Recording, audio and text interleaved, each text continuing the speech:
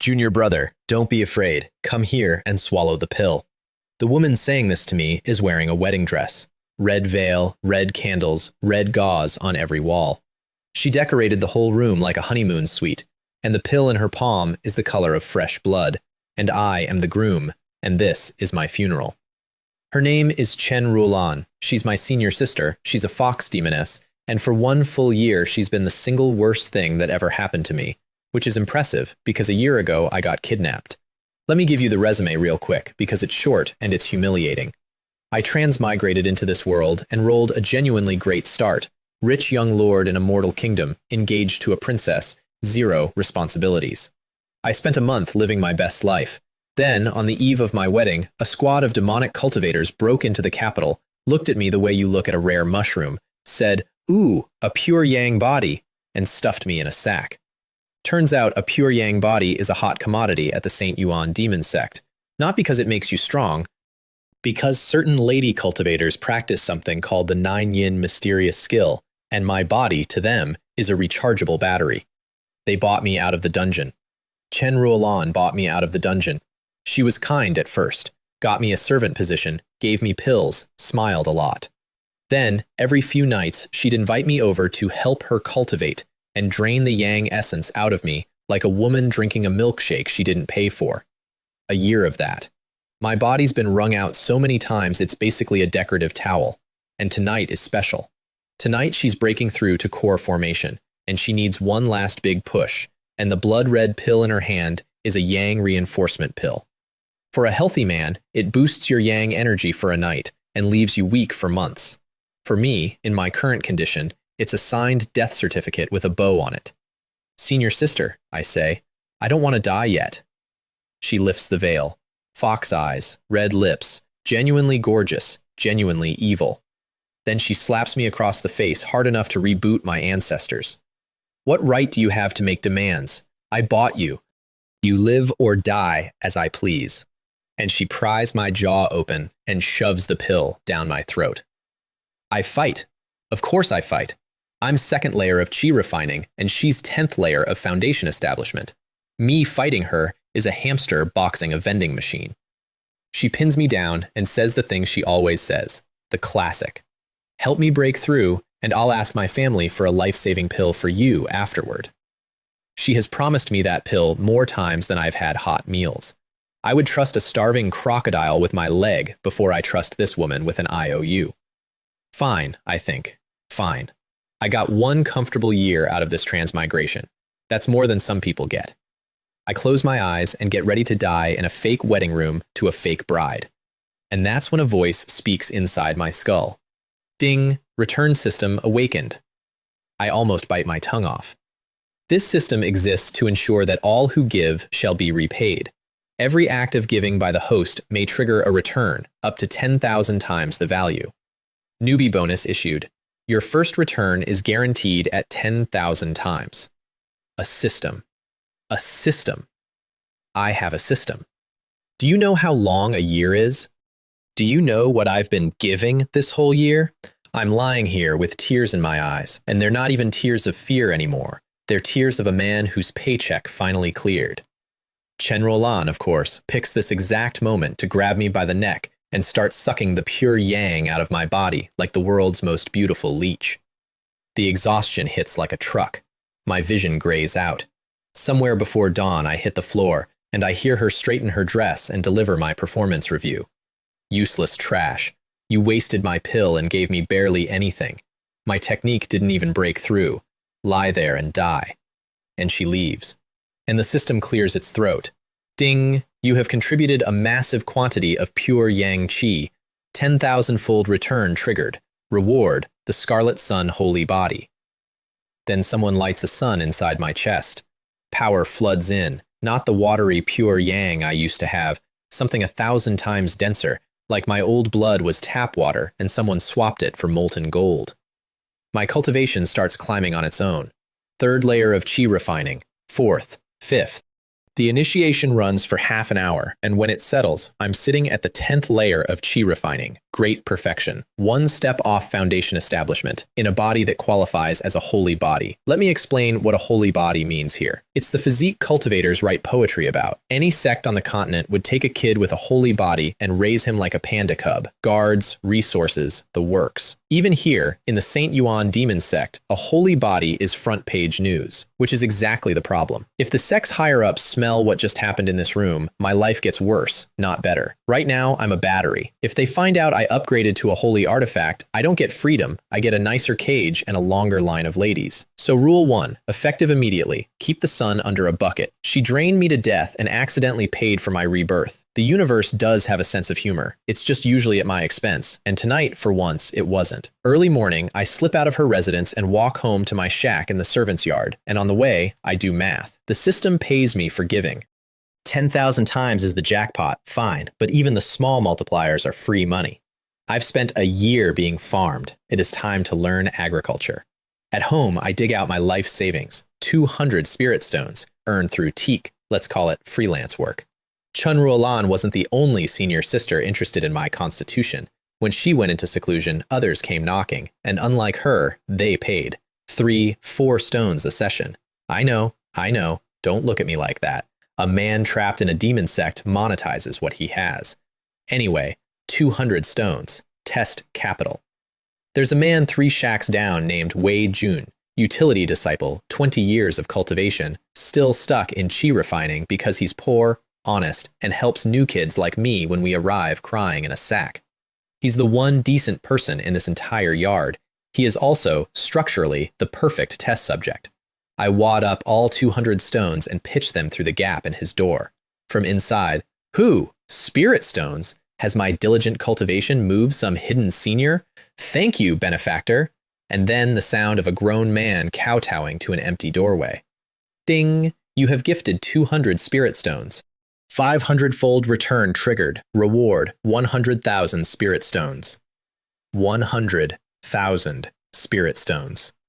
I stand outside that door doing the arithmetic of a man whose entire net worth just multiplied by 500 because he did a good deed. The stones are sitting in a misty little storage space in my mind, stacked in neat, glittering rows. I check whether I can throw the reward stones back through the door and loop this into a perpetual motion machine.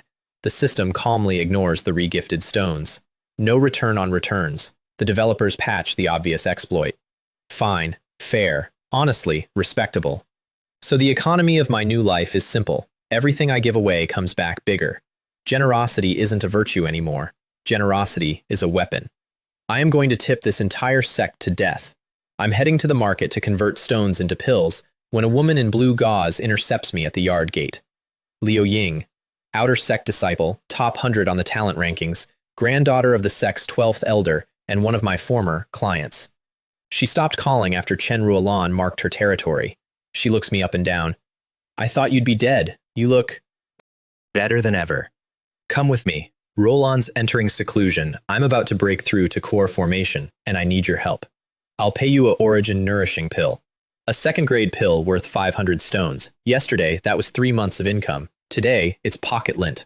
But I go anyway, partly because I want to test whether the holy body triggers returns when I'm the thing being given, and partly because Liu Ying, unlike her colleague, has always paid her invoices. Her place is inner sect quality. Her grandfather pulls strings, with a bathing pool fed by 2 formations and scattered with spirit medicine petals. And in that pool, between one thing and another, she tells me something that nearly makes me drown. I'm getting married next month, to Zhang Longwei. Zhang Longwei, rank 5 among all the sect's chosen prodigies, nascent soul before 30, sword intent comprehended, personal disciple of the Grand Elder. The kind of name that makes elders lower their voices. And his fiancée is currently in a bath with me. I do some rapid life expectancy calculations. She catches my face and shrugs. Relax. Few people know this. When he trained his ancient sword manual, he damaged his meridians. He's, she pauses delicately, a eunuch. The number 5 prodigy of the St. Yuan demon sect, a dragon with no pearl.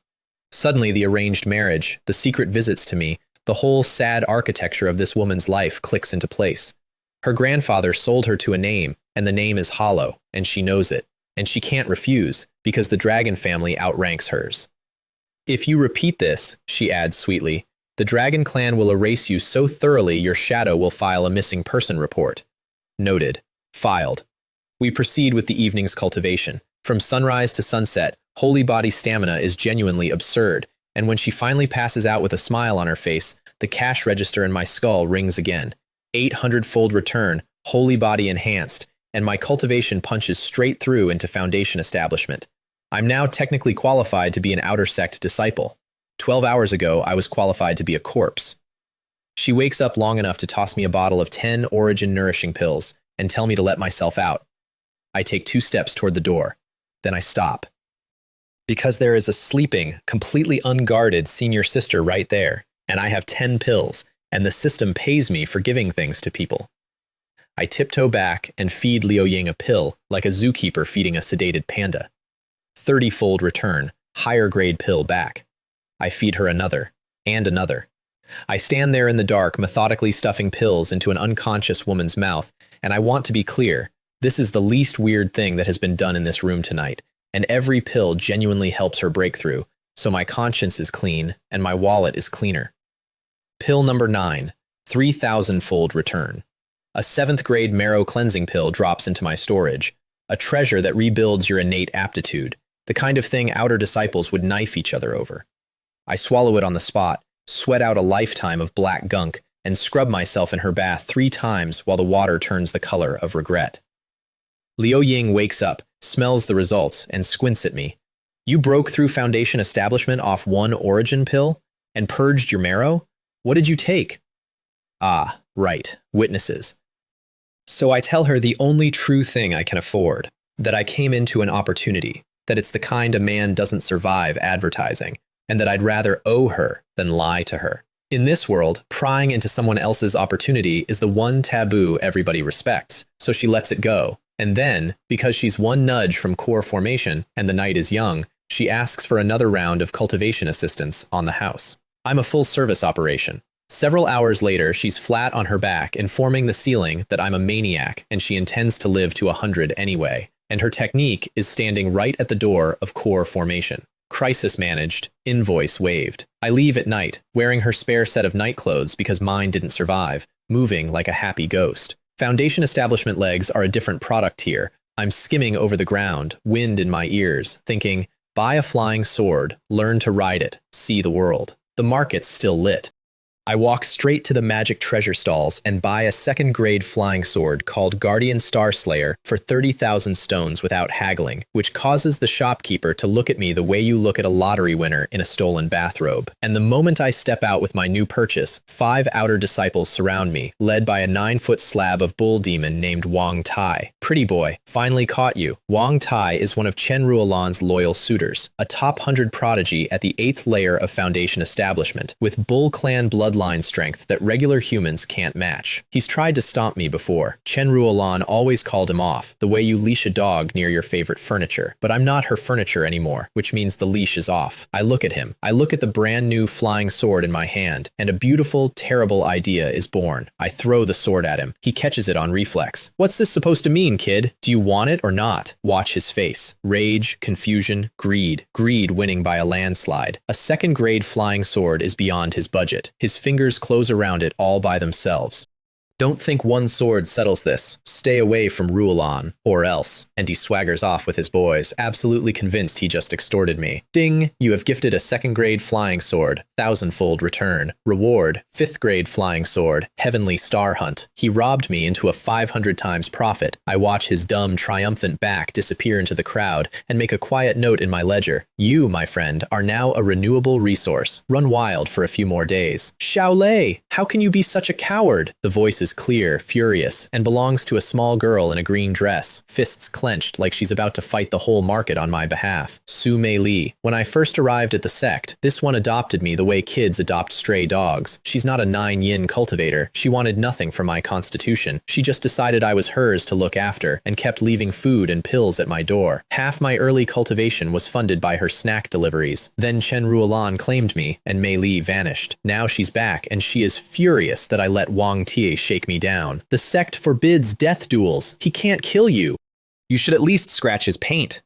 Before I can answer, she grabs my hand and takes off, straight up, no sword. Flight without a sword is a core formation ability.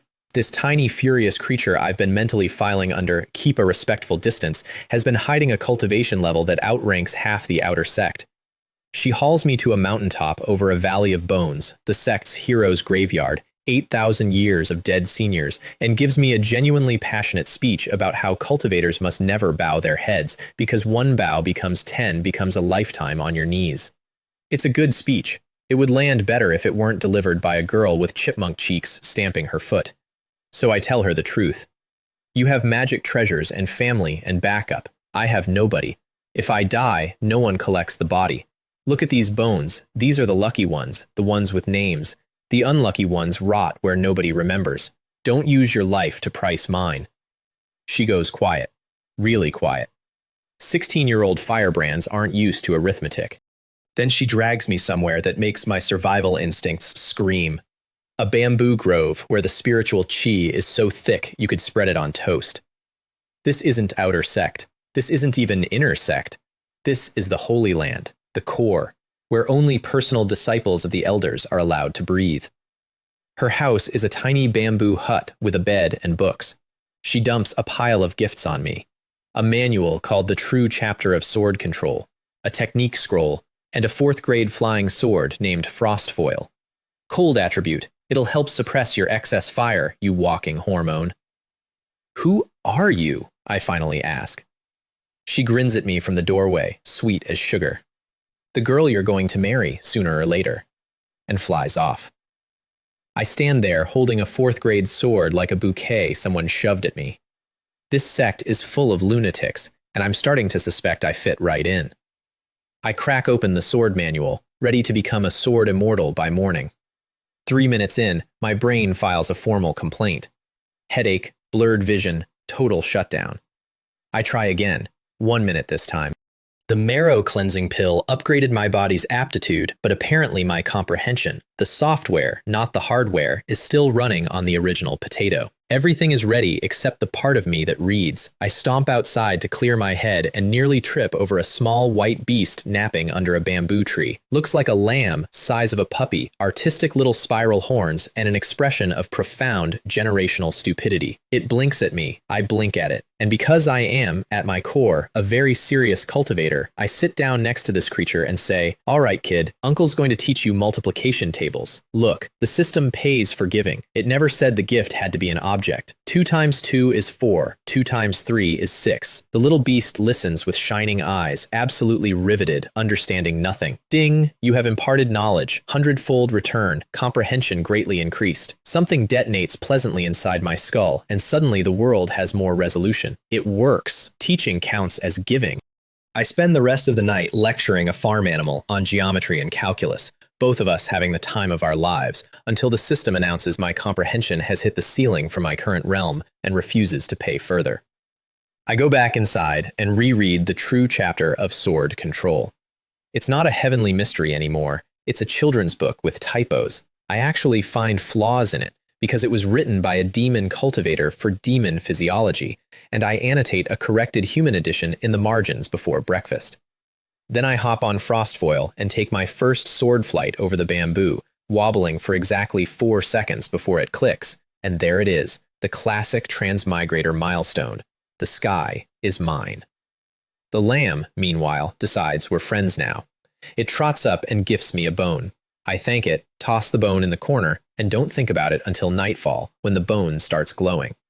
There's writing on it, characters the size of rice grains. Chaos, mysterious, nether art.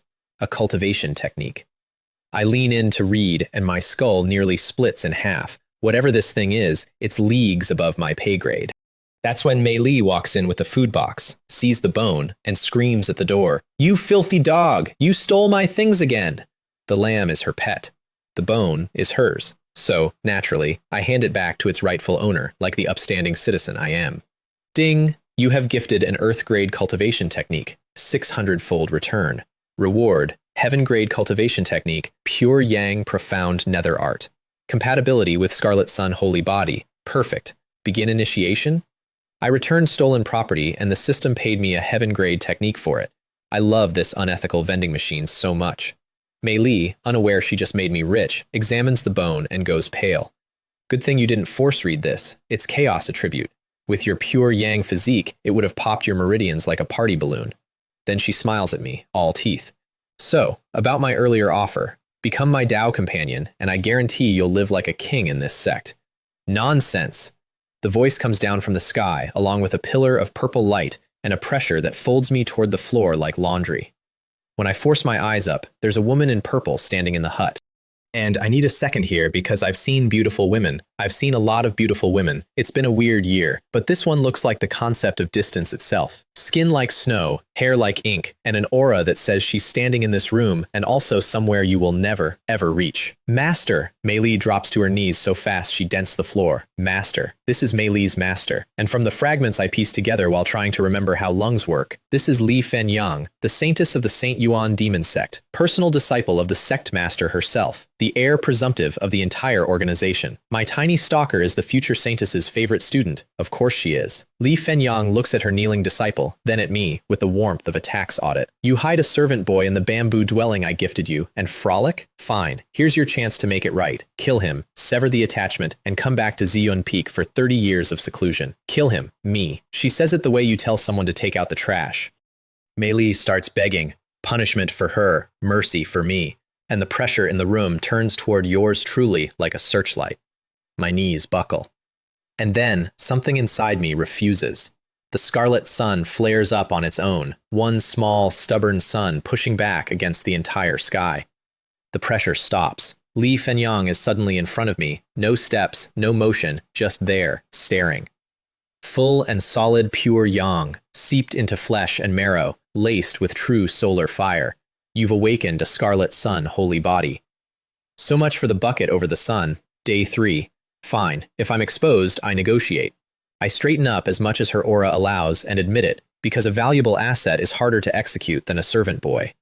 Her expression flickers through some very fast calculations, and beside her, Mei Li's mouth falls open with a look that says, why did I waste months courting you politely? I should have just tied you to the bed. Very well, says the saintess. For Mei Li's sake, live. Return to the outer sect. And don't come near her again until you've reached Mason's soul. The world folds, and I'm standing back in the outer sect market, teleported across the entire sect between two heartbeats, holding a heaven-grade technique, a 4th-grade sword, and the strong urge to sit down. Net result of one evening. Banned from seeing one girl, noticed by the most dangerous woman I've ever met, and richer than I've ever been. I'll take it. Home. Door locked. System. Begin initiation. The pure yang profound nether art pours into my head for an hour, and it turns out to be beautifully, stupidly simple. It eats spiritual chi and converts it into pure yang power. No meditation cycles, no bottleneck poetry. You feed it, it grows. The technique's one flaw, the reason no ordinary person could ever afford to train it, is fuel consumption. Fuel. You mean money. You mean the thing I print. I dump 10,000 spirit stones on the floor and start refining. They crack and dissolve like sugar in tea, and my cultivation climbs while I sit there grinning like an idiot. By dawn, I've burned all 70,000 remaining stones and hit the second layer of foundation establishment, and I've learned the exchange rate. Every layer costs multiples of the last. This technique doesn't have a bottleneck. It has a bill. Fine, I'll raise capital. I step outside and walk straight into a wall of muscle. Shaolei, I hear Senior Sister Li gave you all kinds of benefits. Time to share with your brothers. Luo Wei. Tiger Demon, 8th layer of chi refining, the servant's yard's resident extortionist, a man who once beat a new kid to death over an argument, because servant lives here cost less than the shovel that buries them. He's never bothered me before, which means someone sent him. And there's exactly one recently insulted bull in my life with the budget to hire a tiger. Wang Tie. So the flying sword didn't buy peace, it bought an appetite. Luo Wei's arms ripple into tiger paws, and he swings. I meet it with a plain, honest punch. The sound is like a church bell falling on a butcher shop. Luo Wei flies backward with a charred fist print smoking on his palm, staring at me like the vending machine just bit him. You broke through? Together, 5 tiger demons pounce at once. From the outside, it probably looks terrifying. From the inside of a Scarlet Sun holy body at third layer foundation establishment, it feels like being attacked by warm laundry. I flex, the heat bursts off me in a wave, and 5 tigers land in 5 different directions with their fur scorched into avant-garde hairstyles. The yard goes silent. Then it erupts. Servants pour out of every shack. "Brother Lin, finish him! The tigers finally hit a wall!" A year of collective misery cashing out all at once. I pin Luo Wei under one foot, strip his storage bag, 5,000 stones and 100 spirit herbs, the accumulated loot of a career bully, and beat him unconscious with the professional calm of a man doing community service. "Tell Wang Tie," I inform the surviving tigers, "to stop hiding behind hired cats. I take walk-ins." Wei Jun pushes through the crowd, grabs my sleeve, all worry. "Shaolin, Wang Tie has backing, you have to lay low." This man. Everyone else came for the show, he came to get me out of trouble. So I press one of Luo Wei's qi refining pills into his hand and make him swallow it on the spot before anyone can rob him of it. 100-fold return, thank you, uncle.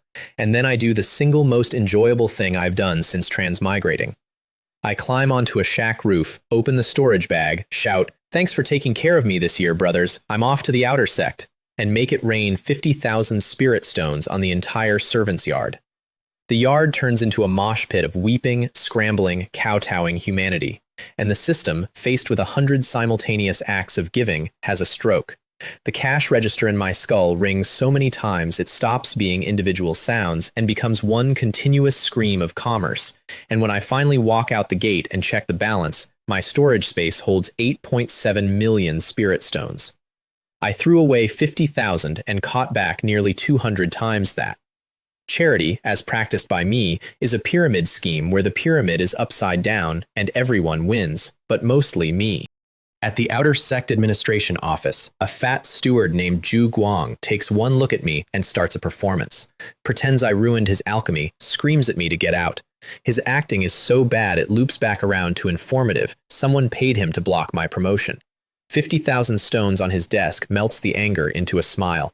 My plaque is ready in minutes. Another 50,000 buys the follow-up question, "Who paid you?" He won't say a name, he just dips his finger in tea and draws, on the desk, a fox. Chen Ruolan. She's back from seclusion, she's found out her battery walked off the charger, and she's spending money to wall me back into her pocket. That woman had me every night for half a year, and her takeaway was mine. I file it, I genuinely file it, in the drawer marked after core formation, because right now she can still fold me in half, and revenge you can't afford is just a diary entry. Hiding from a fox in the outer sect is pointless, her eyes are everywhere. So I fly to the inner sect, to the one person whose door is open. On approach to Liu Ying's residence, I have to duck behind a cloud because walking out her front gate is her grandfather, Elder Liu Hong, and beside him, a young man in gold robes whose presence hits the air like a drawn blade. Golden hair, dragon pressure, Zhang Longwei, rank 5, in the flesh. He was here to discuss the wedding. They pass. I land. Liu Ying yanks me inside, seals the door, activates the privacy formation, and updates me. She completed her core formation breakthrough, thanks to you, with a look that would make a lesser man blush, and she's going to challenge the Ascension Road to raise her ranking, then challenge Chen Ruolan publicly for the way the fox treated me. "You don't have to fight her for me. I'm not only fighting for you," she says, chin up. "Everyone calls Ruolan the strongest woman in the outer sect. I want to know exactly how much of that is fox and how much is myth. Whatever Mei Li shouted at me over the graveyard apparently applies to everyone in this sect except me. Fine, I'm coming too then. I'm an outer disciple now. The Ascension Road is legally my playground." We spend the evening on her breakthrough consolidation, professional service, established client, and afterward I retreat to her underground cultivation room and shovel my entire 8 million stones into the pure yang furnace. 2 more layers. The bill for the next one is 10 million. This technique spends money like a divorced noblewoman, and I've never respected anything more. I'm settling in to sleep when a cold draft crosses the room. The window I locked is open, and standing in the moonlight is the woman in purple. "Saintess! Call me Li Fenyang," she says, walking toward me with the calm of someone who has never once been told no. "I need to borrow your pure yang to assist my cultivation. I want you to appreciate my position. The heir of the entire demon sect, a woman who can teleport, who could crush me with a stern thought, has climbed through a window at 3 in the morning to request my services. Refusing is suicide. Accepting is, let's be honest, accepting was never in question. The world folds again, and I'm in her private realm, the Zichin cave residence, a pocket world with waterfalls and pavilions, a literal hermit paradise carved out of the void, which tells you what her power level is, because carrying your own personal dimension around is not a core formation party trick.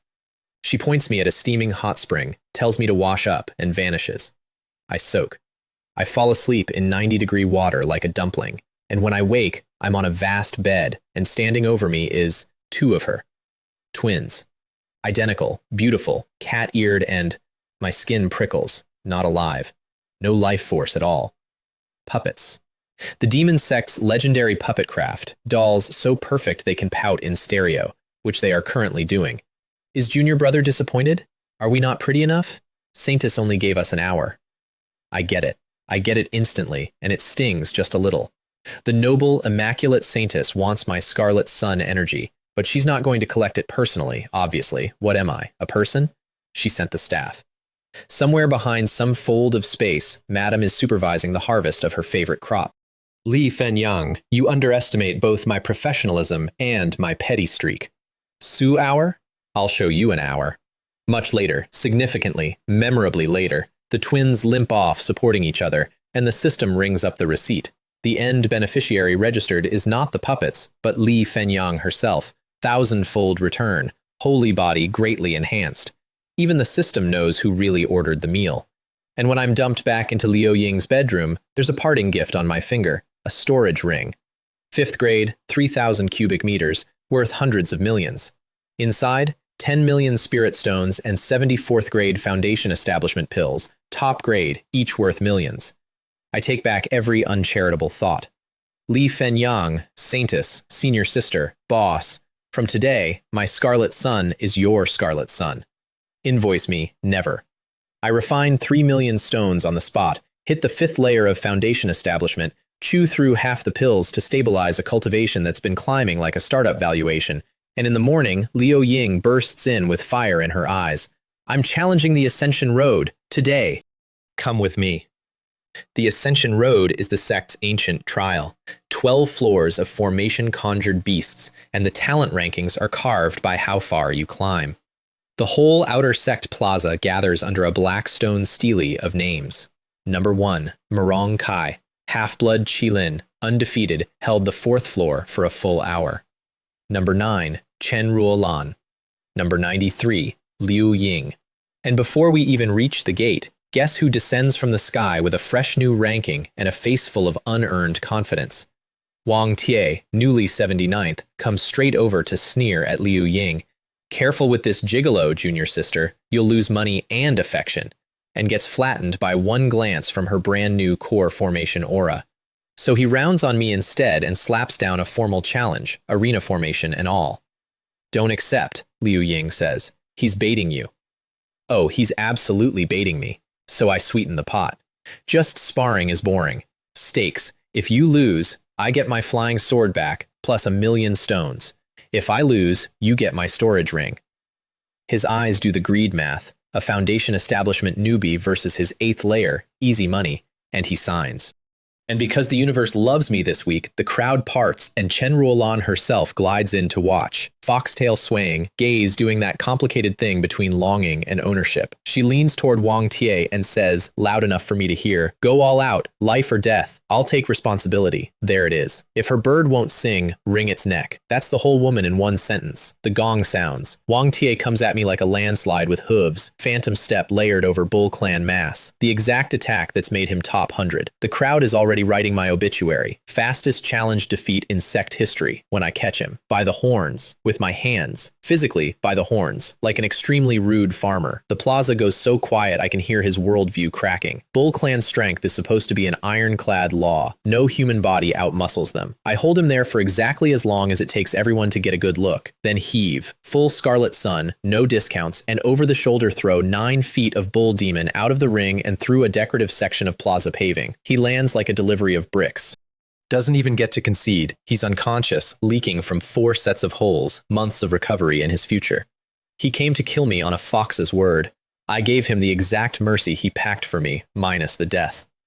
Around the ring, the human disciples are screaming themselves hoarse because everyone here grew up on the gospel that demon bloodlines beat human bodies, always, forever, and I just held the sermon upside down by its horns. The formation flashes and pays out my winnings, my old sword back plus 1,000,000 stones. Chen Ruolan steps to the edge of the ring. "Come back to me now," she says, "and I'll give you everything you want." 3 words. You don't deserve it. And Liu Ying walks past me, right up to the fox, and lights the fuse in front of the whole outer sect. Xiao Lei is a person, not a commodity you discard after use.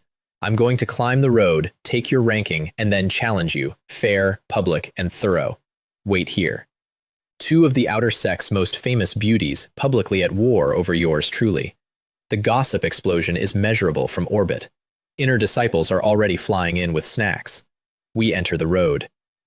It splits challengers into separate mirror spaces, so I start alone on floor 1. 3 foundation establishment beasts, a rooster, a hedgehog, a toad. I fold them like origami and get offered a choice of 3 prizes: pill, sword, or manual.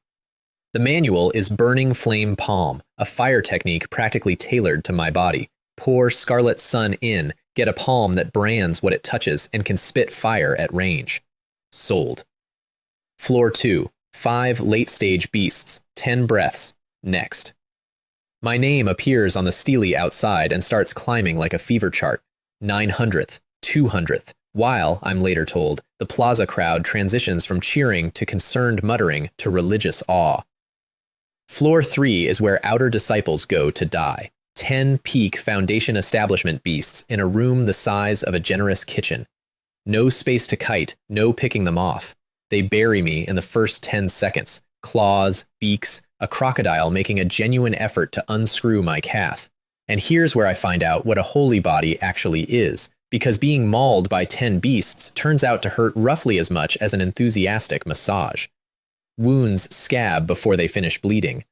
So I stop defending, wade in, and turn the whole floor into a barbecue with hands. Somewhere in the middle of it, the smell of roast lamb chops fills the chamber, and my stomach growls mid-battle, which is possibly the least dignified moment of my cultivation career.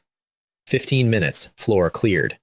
The prize rack offers a mid-grade lightning technique called Purple Lightning Entanglement, a control art, nets of paralyzing arcs.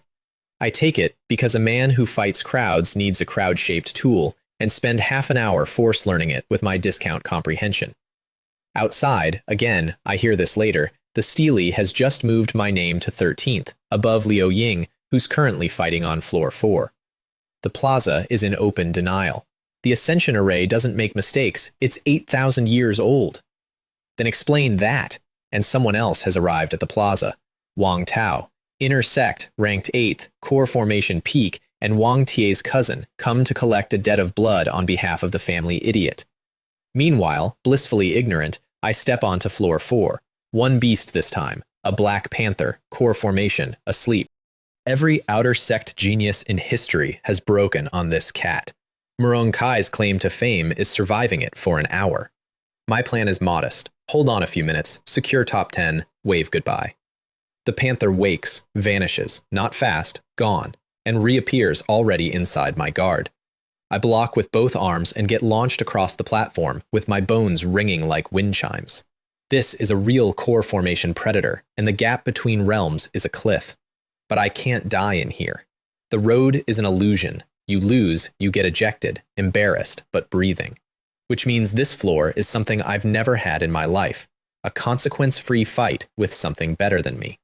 So I do the thing you should never do outside a simulation.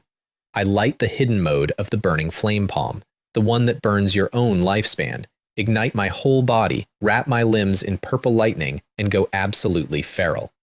The panther and I trade for a while, me a self-immolating lunatic, it an increasingly concerned cat, until it commits to 1 full-speed lunge, jaws wide. No dodging that. So I don't dodge. I feed it my left arm, all the way in, and while its teeth are busy grinding through my forearm, I lock my right arm around its neck and slam a flame palm into its ribs. The crack of my arm going is loud. The panther's recoil is louder. It flings me away, and I skid across the platform, minus 1 limb, vision going dark, thinking, worth it, Top 10 secured. Wake me up outside. Ding! You have offered your body in sacrifice to a beast. 10,000-fold return triggered. What? Reward. The bloodline of the human emperor. The system just classified getting my arm eaten as a charitable donation. 10,000 times. The Buddha cut his flesh to feed an eagle. I fed a cat and hit the jackpot. And then my blood catches fire in a way that has nothing to do with flame. Something ancient pours in through the marrow, inherited memory, images older than this continent's history books. An era when the human race stood on the edge of extinction, and a handful of monsters in human skin refused. Men and women who hammered their mortal bodies past every limit until a punch cracked stars, until the so-called superior races learned to look up when a human walked by. The human emperors. A bloodline that appears once in 10,000 years and hasn't appeared at all in 70,000. It's in me now. My severed arm regrows while I watch. Flesh, bone, skin, done. My heartbeat drops into something slow and enormous, like a war drum in a cathedral. The panther, mid-victory lap, freezes, turns, and every hair on that apex predator stands up at once, because somewhere in its blood, a memory left by its ancestors just started screaming. That thing. Never provoke that thing. It backs up. It slips. A core formation beast slips on flat ground, trying to get away from a foundation establishment human. I roll my new shoulder, walk over, and when it forces itself to lunge one more time out of sheer pride, I take one small step, the attack misses by a courteous centimeter, and drive a flame palm up through its throat. Floor 4, cleared. First outer disciple in living memory. The prize rack drops a 4th grade wind riding pill into my hand. My name on the steely slides up past everyone, past Murung Kai, into the #1 seat of the entire outer sect, and floor 5 shows me 5 mid-stage core formation beasts stacked like a boss rush, at which point I bow politely to the room and jump off the platform, because heroism is knowing your tax bracket. I get teleported out into a plaza of several thousand people, all staring at me, and one of them is already moving. Wang Tao doesn't do speeches. He greets me at altitude with a flick of his sleeve, and what comes out is not his. A thread of golden sword light unfolds across the sky like judgment, and the pressure that rolls off it belongs to exactly one person in this sect, Zhang Longwei's sword intent. The #5 prodigy sent his blade to a street execution, gift-wrapped in a bull's sleeve. Liu Ying screams. Chen Rolan of all people actually moves to block. Neither will make it. The golden thread crosses the provisional like it's skipping the space in between. My brand new emperor blood boils with pure, useless fury, and I have just enough time to compose my last words. Zhang Longwei, I'll fight your grandfather in hell, when a voice like a snapped icicle says, break. The sword intent shatters into golden sand. Li Fenyang descends through the falling glitter, and 3,000 disciples hit their knees in a wave. She freezes Wang Tao in midair with a thought. He hangs there like a museum exhibit titled Regret, and looks at me with something dangerously close to approval. 5th layer of foundation establishment, and you cleared the 4th floor. In 8,000 years of records, no human has done that at your realm. And then the sky fills with incoming elders. 3 of them, all human, all soul formation realm, all shouting at each other before they even land. Zhang Hao, 5th elder, Grand Master of Formations. Wen Ji, 7th elder, alchemist so famous the sect master praises his pills, so poor he loves nothing but his cauldron, who opens the bidding by offering that legendary 9th grade pill furnace as a signing bonus. And Fang Wu, 3rd elder, 3,000 years old with the body of a prizefighter, who cuts through both of them. In the cultivation world, fists are the only law. Study under me and I'll give you my life's art, the battle heaven and earth scripture. 4 of the sect's most powerful people, standing in a circle around the servant boy from the yard, competing for me like aunties over the last discounted fish. A month ago, I was a battery. I look at the 3 elders and at the saintess, and I say the only reasonable thing a man in my position can say. How about, I take all of you? Silence. Then, instead of smiting me, the 3 old men actually start negotiating logistics. We settle on a trial, 1 day with each elder, prove I can handle formations and alchemy and combat simultaneously, or pick one like a normal person. Li Fenyang just smiles. I have no objection, and before leaving, plucks the frozen Wang Tao out of the air like a bad apple. I'll seek justice for you, but Zhang Longwei's position is special. Unless the sect master herself intervenes, he can't be touched. Then, softer, we haven't held the ceremony yet. Keep calling me senior sister. As the crowd disperses, Chen Ruolan makes one last approach, grabs my arm. I shake her off, and the softness in her face freezes over into the real her. The tallest tree catches the wind. When I find you dead in a ditch someday, perhaps I'll collect the body, for old time's sake. We were together every night for half a year, and her tender farewell is offering to handle my funeral. Foxes, everyone. And here's a scene I only learned about later. In that dispersing crowd stood an outer disciple named Han Ying, one of the demon cultivators who kidnapped me from my homeland a year ago. He watched the servant boy he stuffed in a sack get fought over by 3 elders and a saintess, did some very fast arithmetic about his own life expectancy, and remembered a piece of news. My home kingdom, the Great Xia, is at war. The neighboring Great Zhang has been grinding it down for months, and Han Ying, sweating through his robes, decided that the only way to survive my inevitable revenge was to run home, mobilize his clan, and personally save my homeland before I noticed it was in danger. Remember him. That cowardly little scheme is going to matter. Day 1 of the trial, Formation Valley, Zhang Hao's territory. 3,200 formations woven into one green valley, the literal core of the sect's defensive array. He hands me off to his senior disciple for basic testing, and his senior disciple is a problem. Her name is Yuan Ruo, Bear Clan, which you would never guess because she looks like the answer to a question no honest man asks out loud. The most generously built woman in the entire sect, and I say this as a certified expert with a large comparative data set. She catches me looking and puts 2 embroidery needles a hair's width from my eyeballs without changing expression. Understood, senior sister. Purely academic appreciation from here on. The test. She hands me a disc engraved with divine runes, the atoms of formation craft, the script reality is written in, and tells me to press it to my brow and count what I see. A normal beginner sees fog. A talent sees 1 rune in a month. About 1,000, I say, maybe 2. She chokes on air. Apparently, that's once in a millennium territory, and my discount comprehension, maxed out by lecturing a lamb, let's never tell her that, has just made me the most promising formation student this valley has ever tested. She takes me into a void chamber and shows off what a 6th rank array master can do, painting oceans and mountains out of raw runes. And midway through the demonstration, she runs out of spiritual power and nearly collapses, and the frustration on her face is old and worn in. Her story comes out simply: damaged purple mansion. She's a formation genius stuck at Foundation Establishment peak forever, unless she gets an 8th grade gathering origin pill, which requires an extinct herb. Even her master, a sect elder, couldn't find one. She's a 100-year mind in a body with a 50-year fuse. She gives me her 3 useless 5th grade gathering origin pills to study. I hand them back with a straight face, regifting a girl her own pills, peak romance, and the system does what the system does. 3,000-fold return. 1 8th grade gathering origin pill, the extinct one, the exact impossible pill, sitting in my storage like it's nothing. That evening, at her pavilion, I ask her what she'd pay for one. She swears she'd sell everything she owns and, direct quote, herself. So I show it to her, and this proud, needle-throwing senior sister nearly tackles me through a wall. The final trade?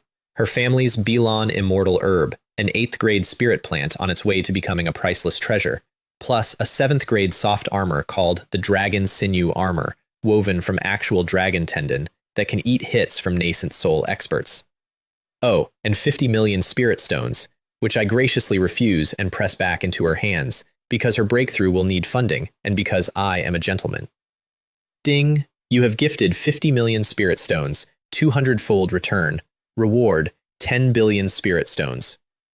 10 billion. The system converts them into 38 advanced spirit stones because my storage ran out of shelf space. I burn a stack of them overnight and wake up at the 8th layer of Foundation Establishment, while upstairs, Yuan Ruo swallows her impossible pill and finally, after 30 years against the wall, breaks through to core formation. Everyone got rich. That's my favorite kind of transaction, the kind where the house wins, and the house is me. One more thing from that day, filed under probably fine. Her patrol reports the sect's mountain protection formation was damaged in 3 places, faint traces of corrupt qi. The Holy Land is sending someone to investigate. Everyone shrugs. Remember that, too. Day 2, Medicine King Valley, and Wenji shows up to collect me hours early, radiating the anxiety of a man convinced the formation department already poisoned my loyalty. His valley is enormous, terraced spirit fields to the horizon, hundreds of disciples tending herbs, the air so thick with medicine you get healthier by breathing.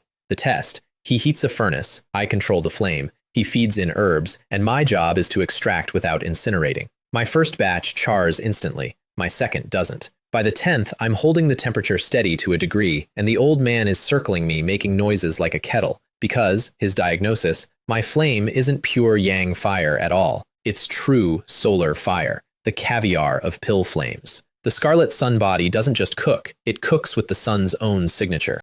He unlocks his private manual vault on the spot. Any Earth-grade technique, take your pick, take 2.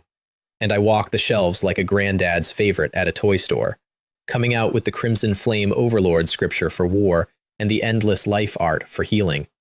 He approves of the second one loudly, and then leans in with an actual warning. When Fang Wu tries to dump you alone into the 10,000 Demons Forest for training, and he will refuse. That maniac raised his first disciple by throwing him into a beast nest. Ask the disciple. Oh wait, you can't. Ask the second one. The valley's resident enigma finds me at dusk. An inner disciple named Zhang Jie, stern and proper as a folded blade, assigned to get me settled. I test a mild flirt about her calling me whenever I need anything, and she responds by leaking exactly enough aura to make my ears pop, nascent soul, in an alchemy valley, and when I ask what pills she brews, she says, tonelessly, I'm not an alchemist, and leaves me with a mystery and mild tinnitus. Filed under later. That night I can't sleep, so I do something normal people apprentice for years to attempt. I take the guest furnace, a stack of first-grade recipes, and start cooking. The first batch of qi refining pills takes an hour and nearly dies twice. The second batch behaves. By dawn, I've produced 5 successful batches across 5 different recipes, misshapen, ugly, real, and when Zhang Jie delivers breakfast porridge and sees the pile, she does a full system reboot, because a first-day alchemist finishing any pill is a story people tell, and I've apparently skipped 2 years of apprenticeship overnight. From a distant rooftop, Wen Jie watches his new disciple's chimney smoke and audibly plans my entire future. I also test the postal system on Zhang Jie, gift her my spare wind-riding pill and 30 of Li Fenyang's foundation pills as a meeting present. Days later, she tracks me down to return them. You must have included these by mistake, and I explain my one personal rule. What I give, I never take back, but I happily accept exchanges. She stares at me like a puzzle with a piece missing, then hands over a 5th-grade pill of her own making. The system converts the whole affair into a 7th-grade wind-riding pill and a 7th-grade spirit pill. My one personal rule is extremely profitable, and also, she said she's not an alchemist and just casually produced 5th-grade work. The mystery file thickens. Day 3, the Blood Battle Hall. Fang Wu's kingdom, 1,700 inner disciples who spend their lives out in the world exterminating beast tides, the drawn sword of the demon sect. He arrives late and disheveled, fresh from dealing with some fools out in the forest, and mentions, too casually, that the demon clans of the 10,000 Demons Forest have been stirring lately. That's the 3rd weird omen in 3 days, if you're counting. I was counting, I just didn't know what I was counting toward. He introduces me to my new eldest brother in training, Wei Ming, once a peak nascent soul war hero, now a dying old man burning through his last 2 years, who offers me every drop of his combat experience with the eagerness of a man who wants to matter one more time. And then Fang Wu brings out the aptitude test, the Wu Ji Bell, a damaged but genuine Dao artifact. Hit it with everything. The tone tells me your talent. I hit it. The sound that comes out is not a test tone. It's a coronation. A vast, bronze voice rolls out of the hall, through the sect, over the mountains, into the deep forest, and Fang Wu and the dying hero both stand there, with their faces slowly falling off, because in centuries of testing, the bell has never once sounded like it was welcoming an emperor. And far away, further than any of us could know, in a corner of the 10,000 Demons forest where sunlight has never landed, a place called the Ink Forbidden Zone, a pair of eyes older than the sect itself opened in the dark. So, the king of the human race has finally appeared. A pause. The young miss would be glad to hear it. A pity. Everything is already set in stone. The eyes closed, and that single sentence rippled outward through the demon race's oldest bloodlines, and ancient things in deep places sent out scouts to find the source of a bell. I knew none of this. I was busy being disappointed in myself because Fang Wu then performed his battle heaven and earth scripture exactly once, a state of mind where one man's presence swells until he's shoulder to shoulder with the sky, and my not yet royal comprehension only caught the outline. One viewing, no reruns, them's the rules. He consoled me with a substitute, the Saint Origin Art, an earth-grade amplifier that strengthens your meridians so every unit of power hits double. Written, he mentions, by the Sect's founder personally, the vanished Saint Yuan old ancestor, the man who built this entire organization and disappeared 3,000 years ago, destination unknown, rumors ranging from ascended to imprisoned by something. Fourth omen, still counting. That evening, I meet my other two classmates. The first is Luo Han, ranked 9th in the whole sect, a horned demon aristocrat who introduces himself with his ranking and leaves. The second is a woman named Lin Hua, who introduces herself by telling me she's 200 years old, has buried 9 husbands, and has never known true satisfaction, all while her hands wander my chest plating, and then, when I flee in genuine terror, calls after me. I'm joking. I'm 27 and a virgin. The Blood Battle Hall is going to be a challenging work environment. And then Li Fenyang collects me, because with all 3 trials passed, the 4th master claims her share. Now that it's official, call me master. She installs me in a guest valley of her private world, where I'm handed over to the cat-eared twins for what she primly calls daily care, and what my calendar calls tribute night. The twins, by the way, have names now: Li Xiaolan, the sweet one, and Li Suyin, the one who held a grudge about how thoroughly the first session went and has spent the interval planning. I decline to itemize her retaliation. I will only say that a man can outlast a puppet on stamina and still lose comprehensively to preparation, and that I did not sleep that night. The tribute economy, though, is beautiful. Every delivery of my Scarlet Sun essence to Madame's mysterious alchemy project comes back through the system as decades of holy body cultivation. She pays me in storage rings stuffed with pills and 2,000 caddies of flood dragon meat, a courting gift, I learn, from the sect's saint, a cold beauty of a man named Zhang Qing who sends her presents from afar and never gets so much as a thank you note. My condolences, rival. The dragon steaks are excellent. 2 rules come with my new life. 1. Mei Li is locked up on Ziyun Peak for 6 months of disciplinary seclusion, and I'm banned from her until Nascent Soul. 2. Delivered with Li Fenyang's iciest stare. You are a disciple I value for talent and potential. There is no other reason. Repeat that if anyone asks. Master values me for my talent and potential, I repeat obediently, and for absolutely no other reason that gets collected nightly in a white jade bottle. The temperature in the room drops 40 degrees. Worth it. Leaving the residence next morning, I'm ambushed mid-air by a girl with bull horns and a grievance. I'm Wang Yifei. Wang Tao is my brother. You got him locked in the punishment hall, and I'll never forgive. I let her finish, then walk her through the actual sequence of events. Her cousin robbed me when I was a servant. Her brother tried to execute me with a borrowed sword in front of 3,000 witnesses. Watching an honest person receive accurate information about her family is like watching a sandcastle meet the tide. By the end, she's bowing so deep her horns nearly till the soil, and, because the Bull clan apparently runs on contract law, she cuts her thumb, writes out a blood pledge, and declares she'll serve me until the family debt is paid. Fine, I say. I need a maid. You'll call me Master. She turns the color of a sunset and says it anyway. Honest people are so easy to bully. I hand her the 2,000 caddies of flood dragon meat to cook, and the system, deciding that feeding my new maid counts as charity, pays out 2,000-fold. 20 caddies of true dragon meat, dripping gold-tinged blood, the kind of ingredient that doesn't have a price because nobody's ever sold any. I bottle the blood like a man collecting lottery tickets. The next few days are domestic bliss, with omens sprinkled on top. Domestic bliss. Wang Yifei cooking. Me discovering that when I draw formation runes, they come out thicker and heavier than anyone else's. A senior formation master draws in pencil. I apparently draw in rebar. and my beginner wind formation shreds Yuanruo's courtyard like a lawnmower. She tests me 3 times, sacrifices a tree and most of her dignity to the verification process, and concludes I'm not gifted, just a born freak. It's the emperor blood. Ancient kings apparently push reality's pen harder. The omens.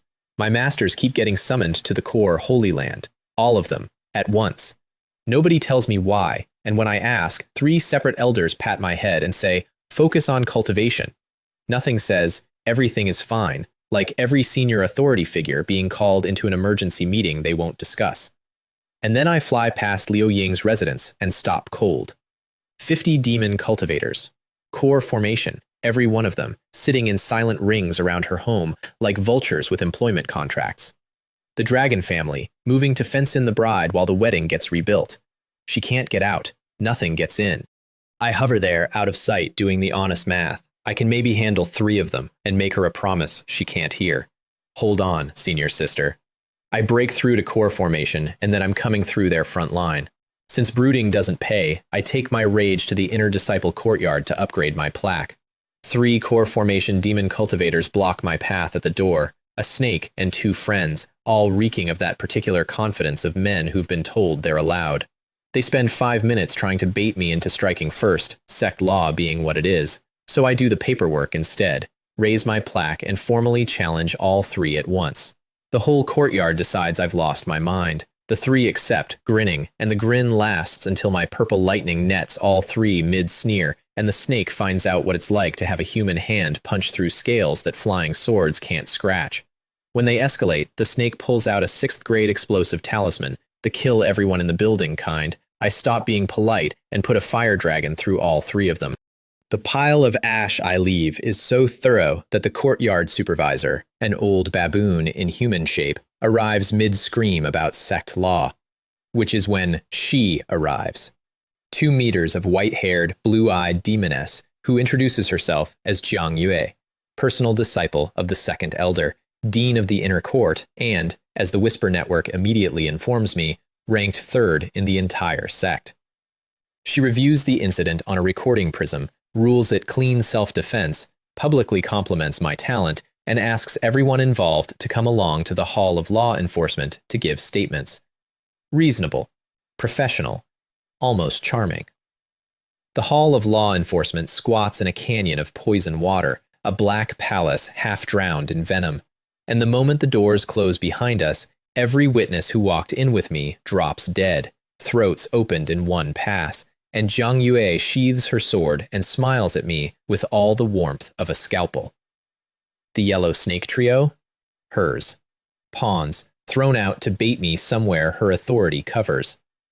You didn't have to die, she says, almost kindly. The dragon family only wanted you shelved for a couple of years so the wedding could proceed. But I looked at you and saw what you'll become. You're the most dangerous human sprout I've seen in a century. And I, her smile goes somewhere religious, I weed. Not for money, not for Zhang Longwei, for the demon race, on principle. She's killed human geniuses before. I'm just the next entry in the ledger. 20 enforcers lock onto me, 2 nascent soul signatures in the shadows. I laugh, genuinely laugh, because what else? And let them march me down into the dungeon. Pitch black, empty cells, and then my cell door opens on its own, and from the deep dark comes the sound of enormous chains hitting the floor. Zhang Yue's plan for me doesn't involve a trial. It involves 3 somethings that were just unshackled. I walk toward it, because the calamity knows where I am either way. At the bottom of a spiral corridor, in a vast underground hollow, 3 sets of eyes find me. A one-eyed black bear the size of a house, a wild boar with tusks like siege equipment, a toad whose venom sacs glow in the dark. Nascent soul auras, all 3. Fresh human, rumbles the bear. It's been 300 years since I tasted one. And then the toad says something that changes everything. You can eat him if you want. I'm not leaving this pit. Zhang Yue is still up there. Have you forgotten what that mad phoenix did to us? All 3 monsters shudder. 3 nascent soul great demons, and the name of the woman upstairs makes them flinch like beaten dogs. They're not her weapons, they're her victims. A demon gang she annihilated 3 centuries ago, kept alive and tortured for the location of some ruin her Phoenix clan wants. The enemy of my enemy is a business opportunity, so I negotiate. With 3 demons who are actively drooling. I point out that eating me leaves them exactly where they are, in a hole, under her. Then, when the boar's patience runs out and his jaws come at me anyway, I play the card I swore I'd keep hidden. I cut my fingertip and let 1 drop of blood fall. It never reaches the ground. It boils midair into red-gold mist, and 3 ancient monsters stumble backward as the fear buried in their bloodlines wakes up and starts screaming the same thing that panther heard. They stare at me. I close the cut. That drop enough? Or shall we discuss Zhang Yue? The toad makes the call. Prove I'm worth the bet, and they'll back me. So I do the most unhinged job interview in Sect history. I sit down cross-legged in the middle of 3 predators, swallow my 7th grade spirit pill, and break through in front of them. Foundation establishment, 10. Then further, I start condensing my golden core. Not a normal one, a core forged from scarlet sun power, one of mine worth 10 of anyone else's. And when my fuel runs dry 1 step from the finish line, 3 nascent soul great demons look at each other and pour their own energy into me to close the gap. Core formation, in a dungeon, sponsored by monsters. They dub me boss on the spot, with the shameless speed of veterans who know exactly which way the wind blows. And when I ask for a joining fee, a man should get gifts from new subordinates, they cough up their life treasures. A lump of mystic blood amber, a fire spirit fruit, a poison stinger refined for 300 years. I inspect all 3 gravely and hand them back. Just testing your sincerity. Ding, 10,000-fold return. Reward, Ancestor God Blood Amber. The jackpot bell again, plus 1,000-fold on the other 2. I regifted their own treasures, and the system paid me something with Ancestor God in the name. The amber melts through my skin the second I touch it, and I black out for 3 hours while it rebuilds my blood. And I wake up at the 3rd layer of core formation with the boar whispering, "Boss, what are you?" in genuinely frightened tones. Then I eat the 20 caddies of true dragon meat as a chaser and hit layer 5 before dinner. While I'm consolidating, I glance at my 3 new employees and realize their loyalty could use insurance. So I do what I do. I teach. Repeat after me. 1 times 1 is 1. 3 ancient demons sitting in a row in a torture dungeon, chanting multiplication tables. 5,000-fold return. Comprehension maxed for my new realm. Then I teach them the 36 runes of a basic wind formation. 2 hours of the hardest teaching of my life, like explaining calligraphy to bears, which for one of them is literal, and the system pays me in formation proficiency. And a door quietly opens in my head. Skills can be farmed.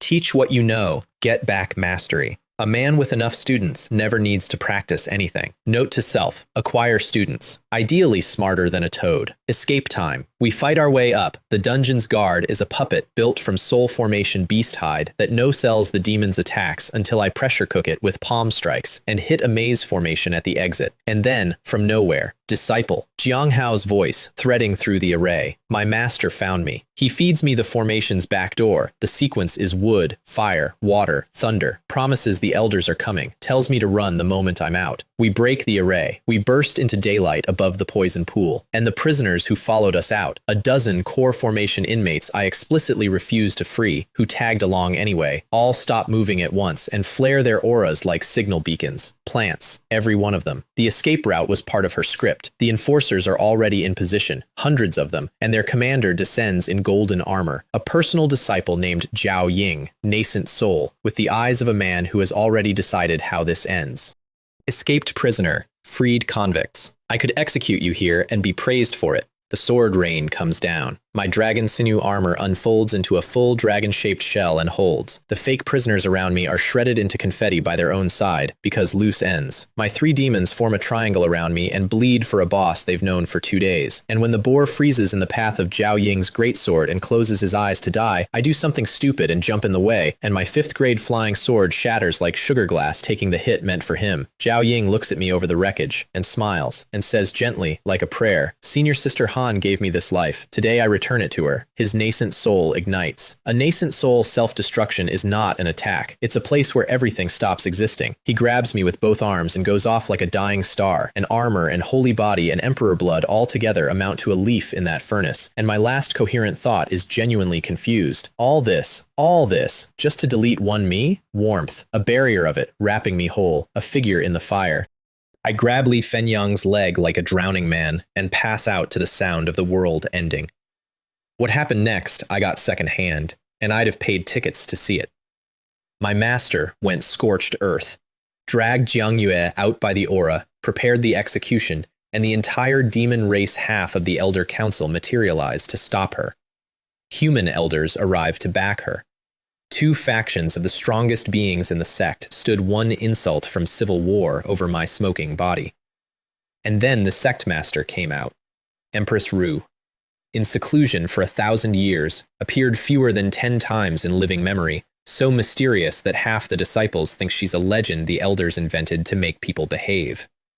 She quelled the whole standoff with her presence, ruled that infighting would not be tolerated, talented disciples are equal, and everyone bowed, and nobody was punished, and Jiang Yue strolled off to her clan's mountain for a tactful vacation, whistling.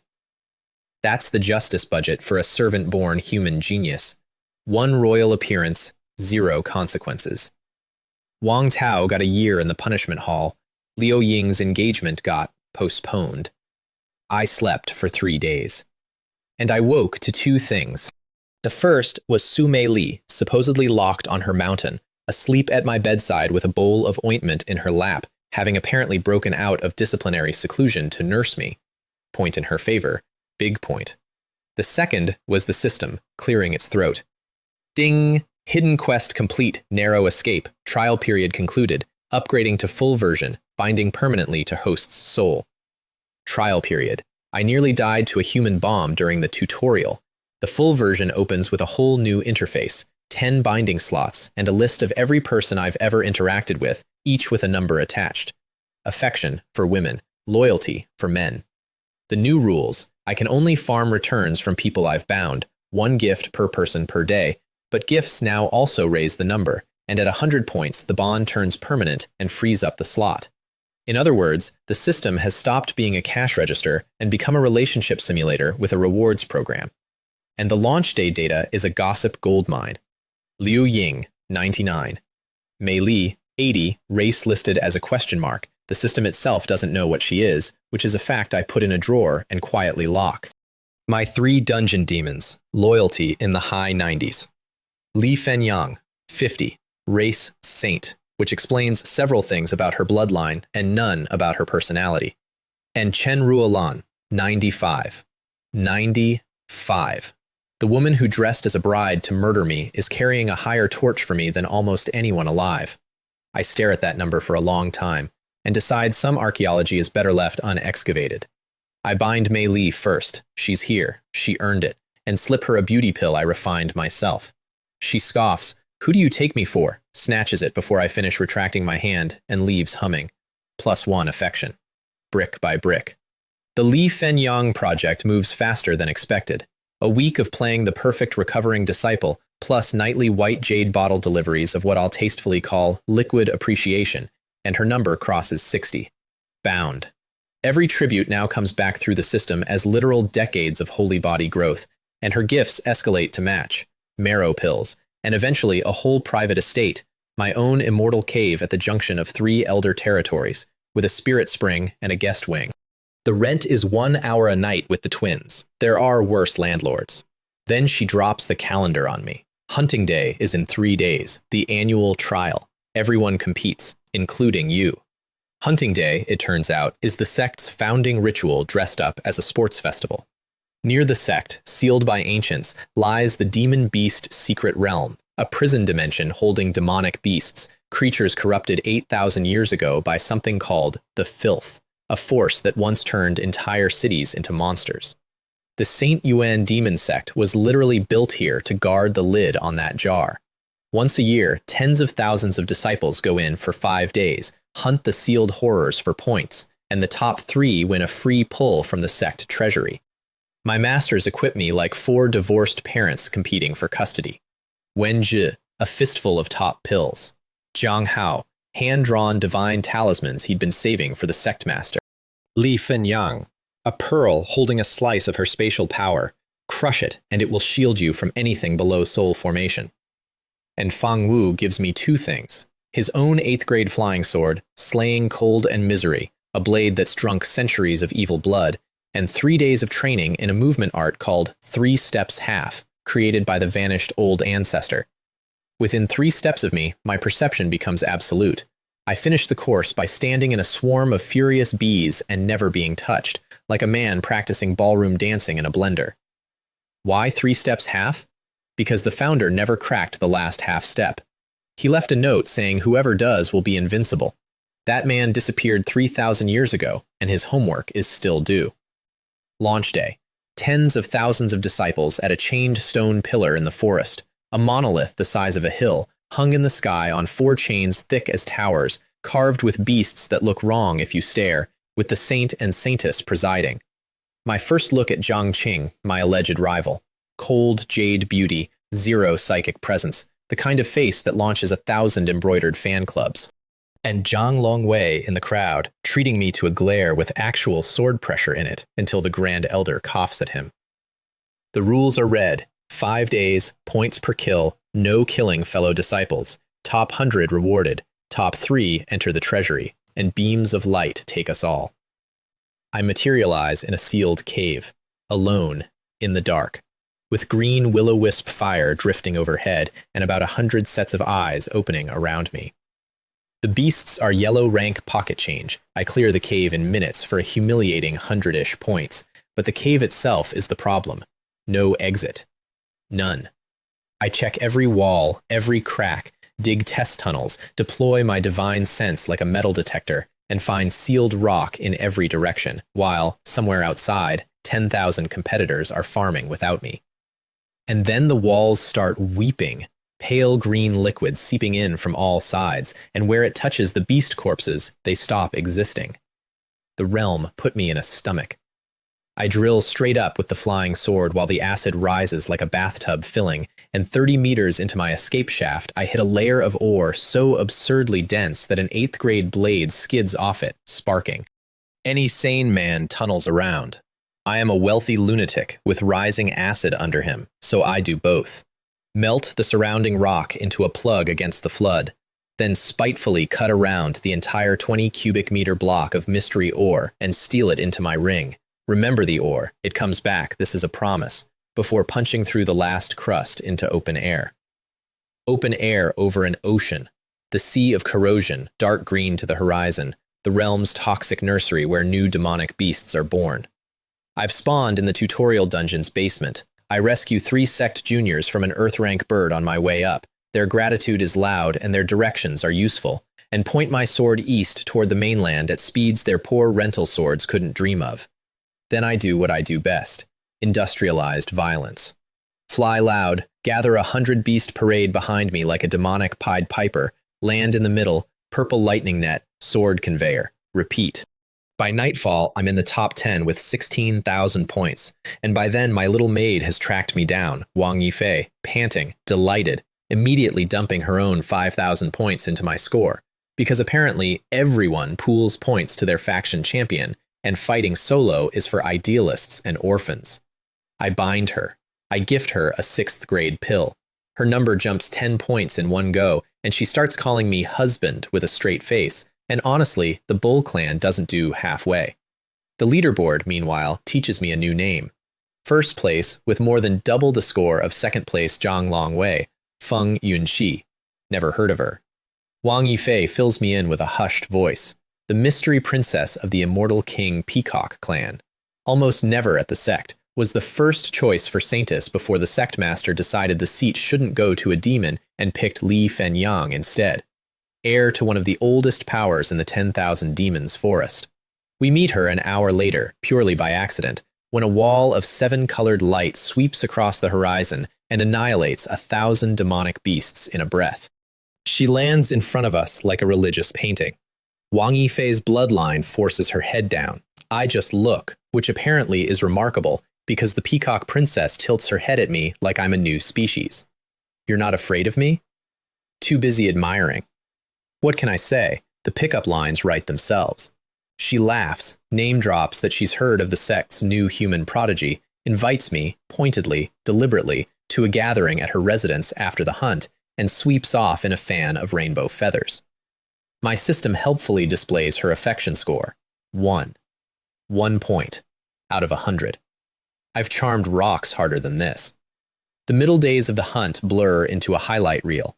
Lin Hua finds us, starts a fake catfight with Wang Yifei for entertainment, tries to troll me into a scandal, and gets out-trolled so hard I improvise a tragic, rain-soaked love story starring her as my secretly suicidal fiancé that Wang Yifei tearfully adopts her as a sister wife on the spot, and Lin Hua has to live in the lie or admit she made it all up. Her affection hits 60 from sheer respect. Bound. The jester and the bull both on payroll. And then we find the city. Su ancient stone city, standing in a sealed prison realm that's only 8,000 years old, weathered like it's seen 100,000. A local history buff named Liu Ming shows me the anomaly at its heart, a buried gate made of that same impossible ore, which I shove open with holy body brute force, and inside sits a single demonic beast. With eyes. Every demonic beast in this realm has dead black holes for eyes. This one's are alive. It looks up at us and speaks. Hunting day again. Has she come back yet? He doesn't remember his name. He remembers her. He was a man of Handan City, a border city of My Home Dynasty, wiped out by the filth 8,000 years ago. Its million people turned into the monsters we've been farming for points all week. Somewhere in the dark, he ate something that gave him back a fragment of himself, and with that fragment he did the only thing left. He built this entire city, a replica of Handan, stone by stone, in the middle of a monster prison, so that when she comes home, she won't get lost. 8,000 years. He's been keeping the porch light on for 8,000 years. We leave him there because he chases us out the moment I ask where the cave is. He won't risk us stealing whatever woke him, but I mark it. Somewhere in this realm is something that can give a demonic beast its soul back. Lin Hua finds it 2 days later, nose first. A hidden crevice breathing dense spiritual chi leading down to an untouched garden of 300 ancient spirit herbs. We strip it like locusts.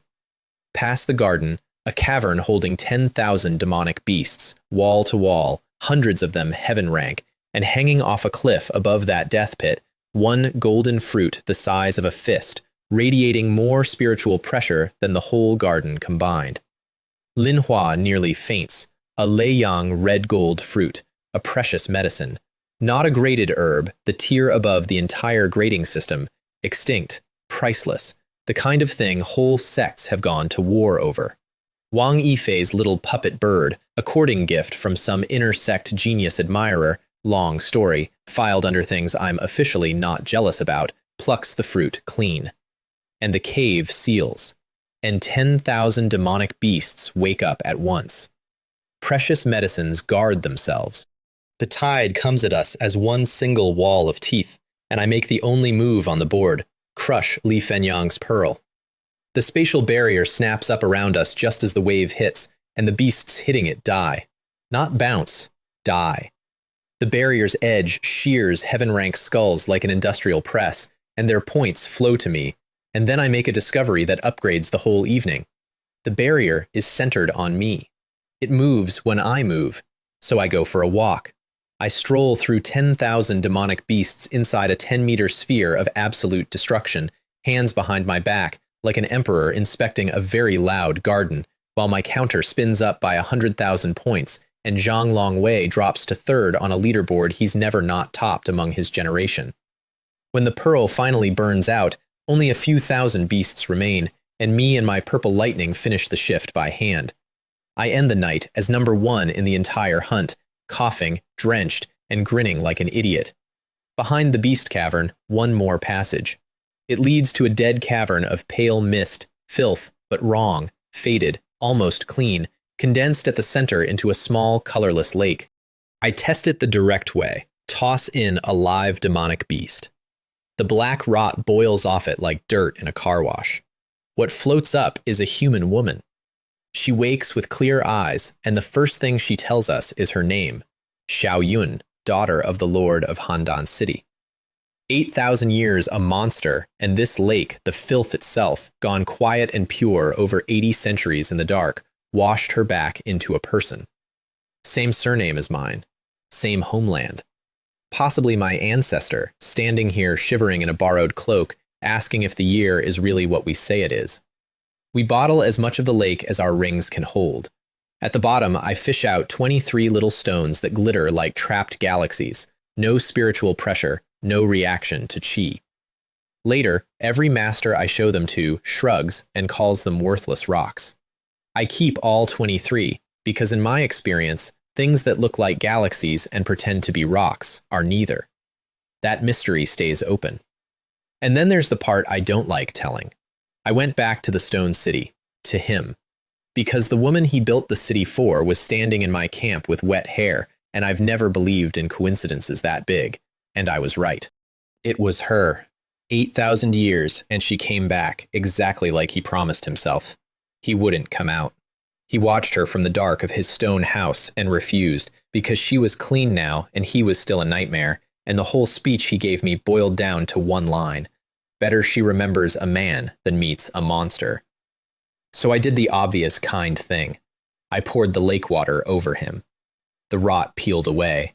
For one breath, one single breath, there was a man standing there, thin, gray, human, eyes clearing, and then his body cracked from the inside, black water running out of the seams, and he came apart without a sound. Same water, same cure. Her it saved, him it unmade. I burned what was left, closed the stone door of the city he built for her, and never told Xiao Yun any of it. Some debts you pay by keeping your mouth shut. The last day of the hunt handed out its remaining plot twists in bulk.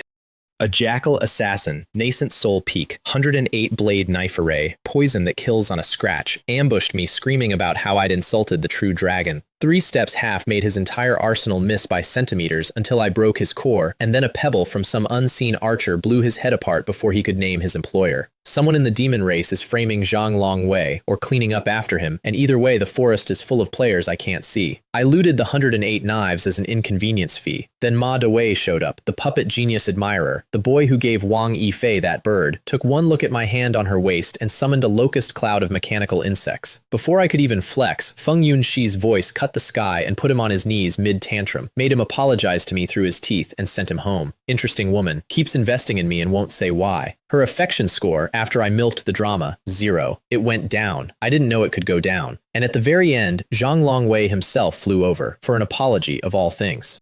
The Hall of Law Enforcement matter was Jiang Yue acting alone. Then, eyes glittering.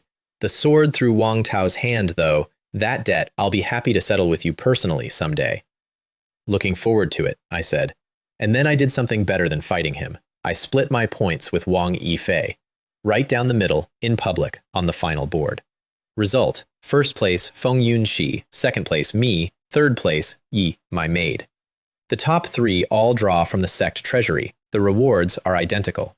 Zhang Longwei, the eternal prodigy, rank 5 in the sect, finished 4th on hunting day. Locked out of the treasury by a servant-born human and a bull clan girl, by exactly the width of my generosity. He left the realm early. I'm told the door did not survive. Oh, and the fruit? The priceless, extinct, war-starting Lei Yang red gold fruit? I tossed it to Lin Hua to shut her up about profit-sharing. 10,000-fold return. What came back was an 8th-grade precious medicine, the Emperor Yan blood marrow fruit, a thing so far above the 1st-grade original that the entire sect's 8,000-year treasury has nothing on its shelf to match it. I gave away a legend, and the system handed me a myth. The treasury trip itself is quick. Feng Yunxi goes in first and comes out suspiciously fast, carrying something she clearly scouted in advance, an ordinary trinket, the staff says, called the 9 Phoenix Heavenly Bead. File that. File that. It comes back later, and it comes back ugly. I take a 10th grade holy flower pill for my physique. Wang Yifei uses her entire once-in-a-lifetime treasury pick to grab a heaven-grade fire manual. For me. You learn it first, husband, then teach me. I'm building a collection of people I don't deserve. Feng Yunxi's banquet 2 days later turns out not to be a party, it's a founding ceremony. She stands up in front of every young demon race elite in the sect and announces the 100 Demon Alliance, a league to unite the scattered feuding demon clans under one generation, hers. No more old grudges, no more infighting, one demon race. The room goes up like a bonfire, young prodigies pledging their lives before dessert, and every human at the table quietly calculates the same thing I do. The demon race outnumbers and outweighs humanity already. The only reason we're still here is that they can't stop biting each other. If this woman actually stitches them together, that's not politics, that's a countdown. Then she turns to me, in front of everyone, and invites me to join. A human. The demons choke on their wine. It's not an offer, it's a flex, a little public demonstration that she can afford to be gracious to the species she's organizing against. I decline with a smile so polite it could be framed. War declared, tastefully, over appetizers. On the walk home, 2 last pieces of business find me. The first is Chen Ruolan, stepping out of the shadows with her pride pre-swallowed. I know I was wrong. Can we start over? I'll do anything you want. A year of my life. A death pill in a wedding room. 95 points of whatever she calls love. You don't deserve it, I tell her, for the second and last time.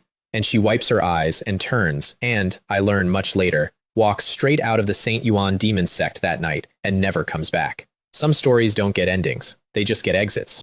The second is a quiet girl from the banquet, a human personal disciple named Xiao Wen, who pulls me into a bamboo grove and asks if I know the great Zhang imperial dynasty. I do. It's the superpower next door to my little homeland.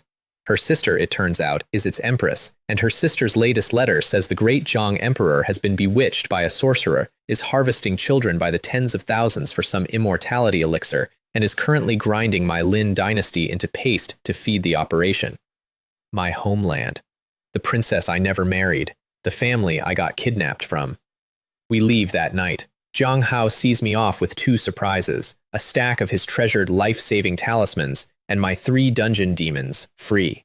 The old man personally broke Shadow Frog, Grizzly Glare, and Boar Tick out of the Hall of Law Enforcement as a middle finger to the institution that framed his disciple.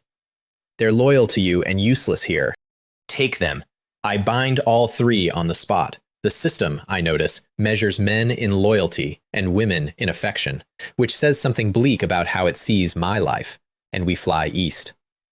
Me, Xiao Wen, a rescued 8,000-year-old ancestor, and 3 nascent soul monsters in trench coats. Home is worse and better than I feared. Worse, refugee columns, burned towns, and enemy cavalry that shouldn't exist. The great Zhang is feeding its soldiers poison pills that grant Foundation establishment power for 7 days, then kill them. Disposable superhumans by the battalion. Better, the capital still stands because someone has been defending it with actual cultivators. Guess who? Han Ying, my kidnapper, camped out here for weeks with his whole clan, fighting for my homeland on spec, banking goodwill against the day I come collecting. When my father's household, who spent the morning preparing to flee, with my old man planning a heroic last stand at the gate with a Foundation establishment cultivation and a kitchen-adjacent sword, sees 7 immortal masters descend from the sky and kneel to the sun they lost a year ago, the resulting emotional whiplash nearly finishes what the war started. Family reunion first. My father, Prince Xiao Zheng, is mid-evacuation when I land in the courtyard, sword in hand, ordering my brothers to flee with the household while he buys time at the gate with his half-baked Foundation establishment cultivation. A servant had reported an immortal envoy from the great Zhang descending on a flying boat, and the old man's plan was to die expensive. Then he sees my face and drops the sword on his own foot. Lair? Cue the bear hugs from both brothers. Cue 3 stepmothers crying. Cue the neighbors gossiping over the wall. The Lin brat is back. I heard he became an immortal. That's nothing. He once pinched my... Okay, moving on. My past self left a complicated legacy in this city. I give my father the executive summary. The Zhang Emperor is bewitched by a sorcerer. The war is the sorcerer's harvest, and I'm here to close both accounts. He straightens up like a man 20 years younger. Whatever you need, my son, I'll pave the road. Then Grizzly Glare lands in the courtyard in full demon form, and half the household faints, so the paving starts with smelling salts. The intel comes fast. Grizzly Glare drags in a captured enemy officer. The Zhang immortal cavalry are mortal soldiers force-fed poison pills, 7 days of Foundation establishment power, then death. Disposable superhumans by the battalion, and 500 of them ride on the capital tomorrow. And Shadow Frog brings the surprise. The cultivators who've been holding the city all month are led by one Han Ying, my kidnapper. Camped here for weeks, bleeding for my homeland on spec, banking goodwill against the day I come collecting. I actually laugh out loud. That's the most rational cowardice I've ever seen. Respect. The palace visit is where the estate sale begins. First obstacle, the national preceptor, a goateed core formation grifter who tries to crush my mortal brothers with spiritual pressure for the crime of existing near him. I flick his pressure away like a bug and watch him recalculate my net worth in real time. The fawning is instant and disgusting. Second obstacle, the court's hired blade, a core formation mercenary named Han Kuo, who greets us mid-hall with a saber strike that could split a city gate. Grisly glare swats the saber light out of the air the way you swat a mosquito, mid-yawn. Then, Shadow Frog appears behind the man, snaps his prized sword between two fingers, and lets the broken half fall across his throat on the way down. The two parasites who've run this kingdom into the ground while the Emperor partied, one dead in the hall, one folded on the floor trying to remember prayers. The old Emperor storms out to defend his court, takes one look at the situation, and plays his trump card. A jade summons. "Traitors! I call upon my immortal masters!" 7 sword lights answer, streaking in over the palace. 7 genuine cultivators, the secret weapon he's been renting his arrogance from all year. They land, magnificent. Their leader turns to smite the rebels, sees my face, and drops to his knees so hard the jade tiles crack. "Welcome, senior brother Zhao." 6 more knees hit the floor behind him in a row, because they're all Han Ying's clan. The Emperor's secret weapon, kneeling to the servant boy, in front of the entire court.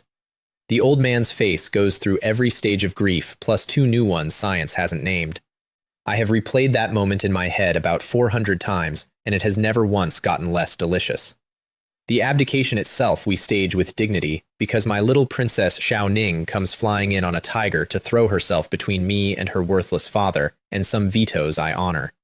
So, fake black clouds over the city, my formation work, fake demons howling in the sky, Han Ying's clan in their natural looks, no costume budget required, and me, in my best robes, publicly dueling the monsters who then flee with the Emperor in their claws. The city watches their prince banish the darkness with one sword swing. The old Emperor gets a comfortable, anonymous retirement 2,000 miles away. My father takes the regency to unanimous applause. Nobody in that court was going to volunteer an objection over 2 fresh stains on the floor. Statecraft. And Ning surprises me. Mortal, no spiritual root, and when I offer to take her along into cultivation, she turns it down flat. I know exactly what I am. Give me a city and a job instead. I'll guard your family's business down here. I can start cultivating later and lose nothing. I can't get these years of building back. She chose the work over the fairy tale, which is more than most immortals manage. So I leave her a mountain of resources, a spiritual root pill on order, an appointment as governor of Jinhua City, and my father's standing order that every minister in the realm answers her letters within a day. Then the great Zhang. Xiao Wen went ahead to her sister, and by the time I reach the capital, the imperial garden is already a war zone, poison fog boiling over the palace, and inside it, Xiao Wen pinned under the pressure of the sorcerer himself. Wei Kong, nascent soul peak, edging soul formation, with a corpse-pale face, blood-red lips, and eyes that pull at your soul like a drain.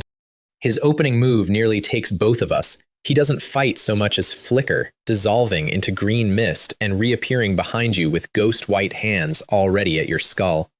His ghost eyes slide off my mind like grease off a hot pan. Pure Yang has its perks, and while we trade, he makes me a genuinely heartfelt job offer. Join the Ghost Dao Sect. Young talent, no rules, endless resources, all the freedom depravity can buy. He pitches it like a recruiter, mid-fight, while his poison eats the garden. I respond with a sustained artillery barrage of flame palms that boils the palace lake, and when he closes in for the kill through my own smoke, 3 steps half turns his assassin's lunge into a whiff, and my counter caves in half his chest, heart included. Which is when the real Wei Kong leaves, a shriveled little old man of a nascent soul, bursting out of the ruined body he'd been wearing, fleeing at soul speed. A possession ghoul. He's died before, many times, and every time his soul just moves into new housing. Not this time. I burn a speed talisman, run him down across the night sky, and close my fist of scarlet sun around 300 years of borrowed lives. He curses me with the Ghost Dao Sect's name as he goes. I make it permanent anyway. First permanent thing that's ever happened to him. His lute tells the rest, a manual for the poison he used, refined from the souls of 10,000 harvested children, built to eat nascent souls and leave obedient puppets. And a bottle of the stuff, 2/3 full. That's what the war was for. That's what's in Xiao Wen right now, creeping toward her core. The antidote recipe in his notes requires sacrificing 10,000 grown men.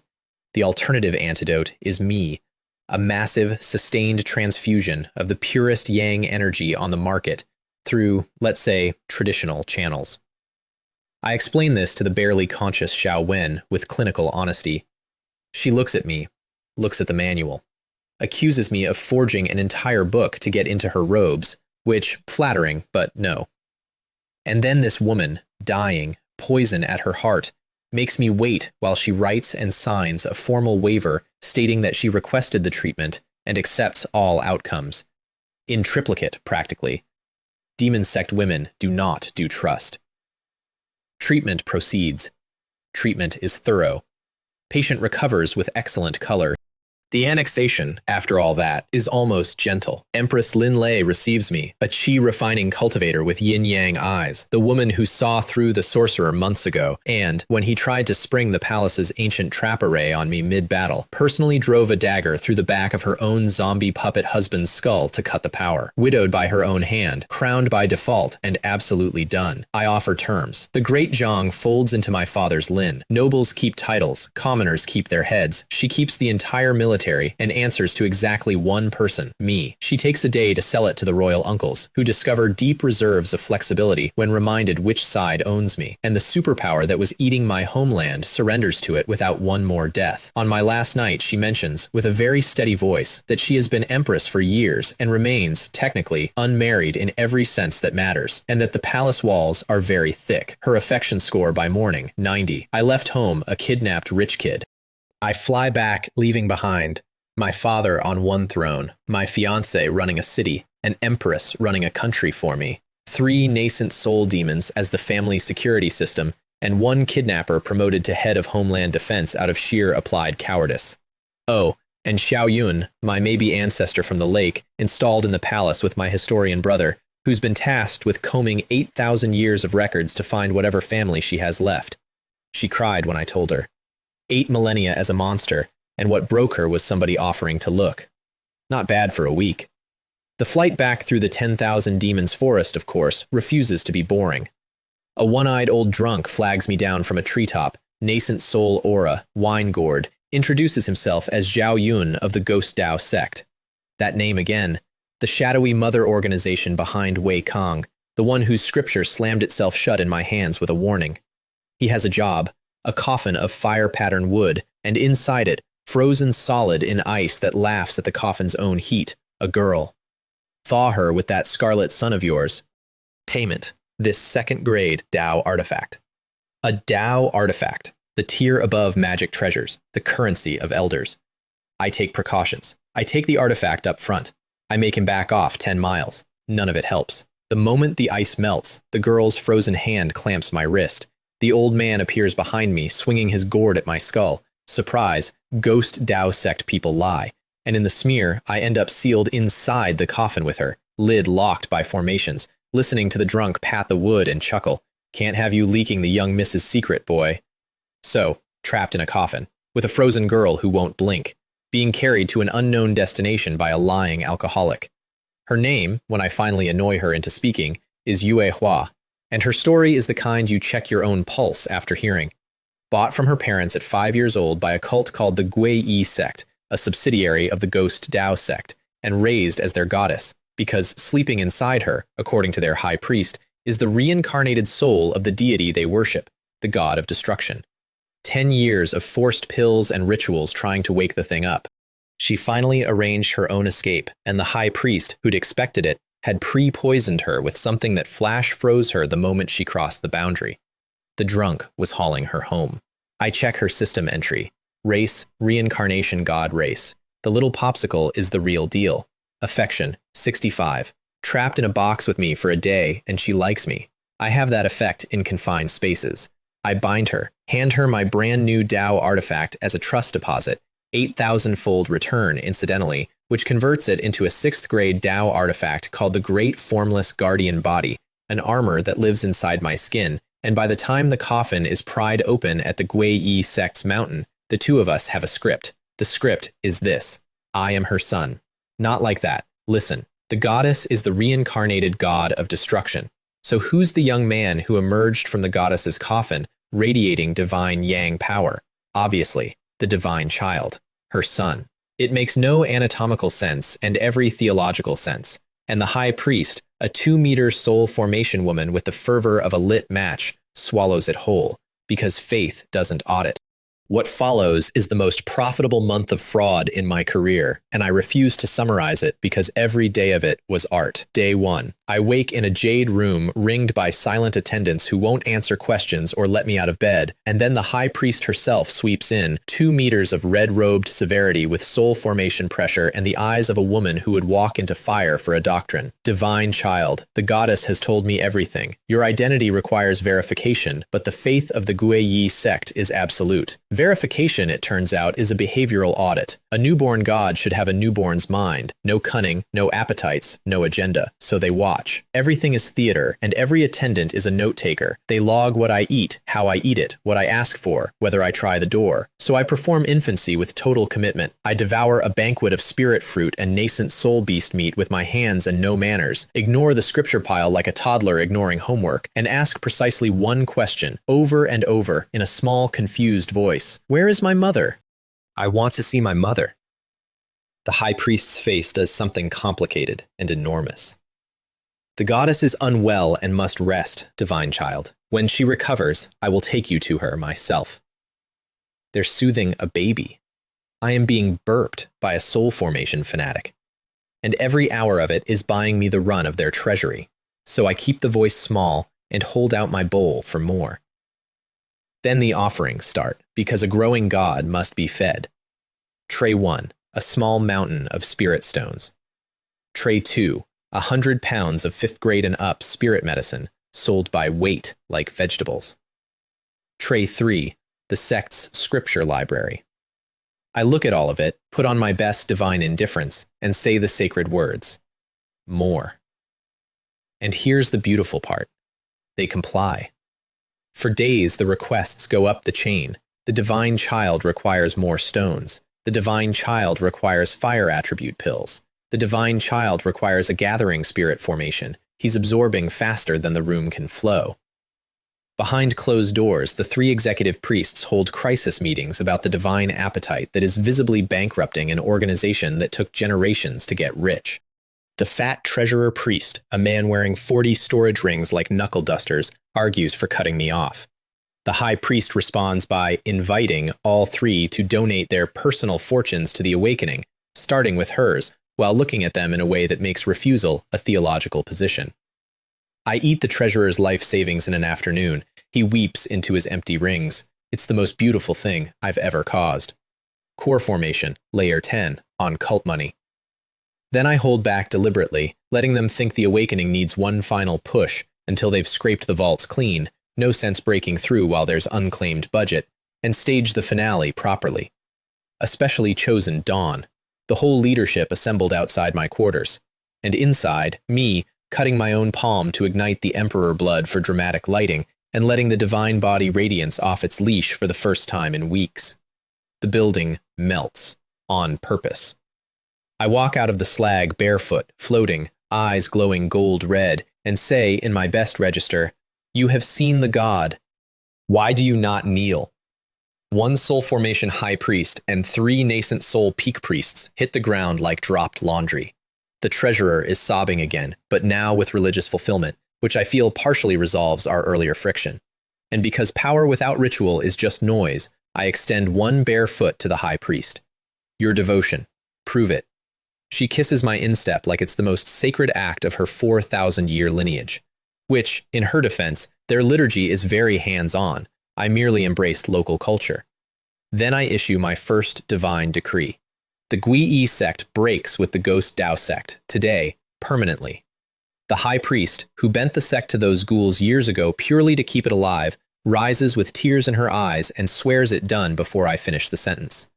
I gave a con woman permission to stop paying protection money to monsters. Honestly, best miracle I've ever performed. And here's the joke of it. They're not even villains. Out here in the war-torn Kui Xing countries, this cult of frauds is the only thing lowering the body count, feeding refugees, bleeding the warlords, playing Robin Hood with a prayer book. So I keep them. A secret, nation-sized asset run by fanatics who think I'm a god, in a corner of the map nobody watches. Every con man should own a church. Saying goodbye to Yue Hua is the strange part. She won't leave, nowhere to go, and the sleeping goddess inside her stirs when she strays. She tells me, flatly, that someday the god of destruction will wake and overwrite her, and that will be that. This girl says, someday I stop existing, the way you mention rain. I take her hands, and I skip the jokes for once. When that day comes, I'll be standing next to you. Gods or devils, nobody moves into your body while I'm alive. If she wants out that badly, I'll find her different accommodation. She stares at me for a long moment. Then she pats my head and says gravely, such a filial son. I left before the conversation could get any stranger, with one promise on the books and a standing appointment to come back and check on her. Some rescues you do in installments. Back at the sect, my landlady collects the overdue rent, a month of missed tribute nights, settled with interest by the twins, and the resulting avalanche of returns tips something over inside me. 100 years of holy body cultivation lands in one payment. My fire spiritual root breaks its ceiling into supreme grade, and then, without warning, a small dark red flame blinks into existence over my palm and just hovers there, looking at me, the way a cat looks at someone it has decided to live with. Ding! Host has comprehended a heavenly Tao fire seed, Su embryo of law. Feed it treasures to grow it. Su embryo of law. Law is the endgame, the thing tribulation experts spend millennia clawing toward, the raw source code of reality. Cultivators with supreme roots have a tiny chance of sprouting a seed like this, and I apparently just did it by accident between tribute payments. 2 takeaways. 1. I'm not just system rich, I'm actually organically talented, which is a relief because a man wonders. 2. The seed eats. I feed it all 300 ancient spirit herbs from the secret realm, and it grows about a millimeter and asks for more.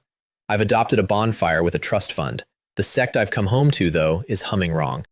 Lin Hua drops by, officially to deliver meat from our master, actually to extort her cut of the secret realm herbs, and leaves wearing my old dragon sinew armor, which she immediately reshapes into, I swear this is true, designer underwear, and between jokes, she lowers her voice. There are rumors the sect master is injured. Something cracked the Holy Origin Palace. The protection array triggered. Nobody's saying anything. The empress. Injured. The being who ended an elder standoff by walking outside. Who on this continent hits that hard? Then my little maid comes back from a family visit with worse. Father tried to forbid me from returning to the sect. I overheard the clan elders. A demon race supreme is going to move against the St. Yuan demon sect. The demon disciples from big clans are already quietly going home. She presses a jade map into my hands, a complete chart of the 10,000 demons forest, every clan territory marked, the kind of intelligence demon clans kill to protect. In case you ever need to run to my clan. A supreme, one of the 8 apex monsters of the demon race, against our one injured empress, and the rats are already leaving. I do the reasonable thing. I ask my masters. All of them pat my head and tell me to focus on cultivation, in the exact tone of adults discussing the mortgage after the kids go to bed. Only one person gives me anything, Li Fenyang's ancient attendant, the longevity granny, who materializes behind me in the archive without displacing air, tells me the sect has stood 8,000 years and won't fall to a breeze, and then adds, apropos of nothing, if you have spare time, walk the Ascension Road again. You might get lucky. When a creature that old says, get lucky, you go buy the ticket. The inner sect's Ascension Road continues where the outer one stops, and my arrival at its gate causes a small riot of spectators, because the last time I touched this thing, I broke the outer rankings in an afternoon. The stele over the inner gate reads like a who's who. First place, St. Jiangqing, 10 floors, unchallenged for a century. Second, my own master, Li Fenyang, 9 floors. Fifth, a familiar golden nuisance named Zhang Goldway. The crowd's consensus on me, top 10 would be a miracle. Floor 5, The wall that ended my last run. 5 mid-stage core formation beasts I clear with one crossing sweep of my fist before the formation finishes assembling them. The prize rack coughs up a soul-gathering pill. Floor 6, a nascent soul beast with an entourage. 2 palm strikes, and the reward is the real jackpot, a spiritual root pill, the exact impossible medicine that can grow a cultivation root in immortal. Ning, princess, your delivery is en route. Floor 7 is where the road starts charging admission. 10 mid-stage nascent soul monsters in a closed arena. I let them hit me first, on purpose, because I want the data, and stand in the center of a 10-way beatdown, feeling roughly like a man in a car wash. Divine tier defense confirmed. Then the burning flame palm conversation begins, and ends, 10 times. Floor 8 is a fight I'd sell tickets to. A white dragon, soul formation realm, 100 meters of muscle and pedigree, commanding 10 peak nascent soul vicious beasts with ancient bloodlines. My opening firewall stops its charge like a wall stops a bus. The fire seed has changed what my flames are, but its counterstroke, one tail swing, catches both my crossed fists and turns them into gravel. Skin split, bones showing. I backpedal on pure 3 steps half, dodging a furious dragon on footwork alone, while the Emperor blood knits my hands back together. 30 seconds of the most expensive dance lesson of my life. Then climb its skull and pour scarlet sun down its throat until the head goes off like a fireworks barge. The prize? A white bone regeneration pill, an 8th grade miracle that regrows lost limbs. Given my week, dark comedy in pill form. I keep it close. Floor 9 opens on 5 soul formation monsters arranged around a leader whose aura sits a full tier above them, and I want it noted that I still tried. I lit the Dharma form, wrapped the fire seed around my fist, killed 2 of the flanking beasts, and lasted the length of a cup of tea before the boss backhanded me out of the platform and the road spat me into daylight. Fine. Fair. A checkpoint, not a wall. Outside, the Steely has already updated, and the plaza noise tells me before my eyes do. A soul formation realm nobody has just planted his name inside the top 20 of the personal disciple rankings, in between legends triple my age, off a single run. Half the crowd wants my autograph. The other half wants a Tao companion contract. I flee at altitude, pursued by at least one shouted marriage proposal from a grandmother. The system's affection ledger, meanwhile, saves my life again, this time as a lie detector. Zhao Wen visits, all smiles, bearing homemade gifts. Adorable little turtle-shaped housekeeper puppets for my residence. Sweet, right? Except her affection score has dropped to the binding floor. People who like you don't cool off while walking toward your front door with presents. I play along, get her talking, and when her aura hiccups, I pin her and run scarlet sun through her skull, and find a puppet worm the size of a bean nested in her brain, steering her like a rental cart. I crush it. The gift turtles, on inspection, are surveillance drones. Someone mind-rode a personal disciple into my living room to bug it. Zhao Wen, awake and furious, IDs the craftsmanship instantly. Ma Dewey's work. The jealous puppet boy who left the sect after hunting day and hasn't returned. Meaning he made these for someone else. Someone with reach. What I couldn't know then, in a residence not far away, Jiang Yue was reporting my counterintelligence success to her actual employer. And Feng Yunxi, first place, Peacock Princess, founder of the 100 Demon Alliance, was looking out a window in my direction, saying a phrase that should have frozen the room. Have you ever heard of the human emperor bloodline? She knows. The one secret I've guarded harder than the system itself, and the most dangerous woman of her generation is saying it out loud like a shopping item. Blind to all this, I spend my last quiet month doing the 2 most profitable things I know. Thing 1, the Sect's treasure repository, where personal disciples read free. I move in. 4 floors of manuals, tens of thousands of volumes, and my maxed comprehension turns reading into inhaling. I memorize every heaven-grade technique in the building, 3,000 books photocopied into my skull, and when I notice the forbidden 5th floor's seals just don't react to me, chains that stop elders going slack at my step, another rock-solid definitely fine, I read the forbidden shelf too. Demonic possession scriptures, corpse alchemy, soul-splitting arts. Not to use, to recognize. The world keeps sending Ghost Tao sect people at me. I'd like to see their punches coming. Thing 2. A technique from the 4th floor called the Suspended Spirit Aperture Method, a safe, gentle way to pour your own cultivation into another person. Read that again the way I did. a technique for giving cultivation. I sprint to the Spirit Beast Valley and ask the keeper for the stupidest animals he has. He shows me the reject pen, mixed blood spirit beasts, kitchen-bound, 10 a copper, and there, in the corner, munching sadly, is a familiar white lamb with artistic horns. Mei Li's pet, my multiplication student, the bone thief who made me rich. Sentenced to hot pot for the crime of mixed ancestry, the keeper rattles off her bloodline like an insult. Qilin, Baizi, Pixiu, 9-colored deer, dragon, phoenix, all diluted to uselessness. 6 divine bloodlines, in a stew pot. I buy her on the spot, name her little hybrid, and add 4 more rejects. Rame a wolf cub, a 3-tailed fox, a scorpion, a green snake, as a starter portfolio. Then the assembly line starts. Every morning, pour 1 day of cultivation into each pet. 500-fold, 1,000-fold returns. Each donated day comes back as years. Every evening, lectures. Formation theory for little hybrid, who turns out to be genuinely clever. Multiplication for the rest. Every lesson pays skill mastery. Alchemy rank 2, formation rank climbing. My cultivation compounding like criminal interest. I have achieved the cultivator dream, getting stronger by running a petting zoo and a night school. And into this pastoral idol walks the weirdest thing the sect has ever thrown at me. A little girl, maybe 12.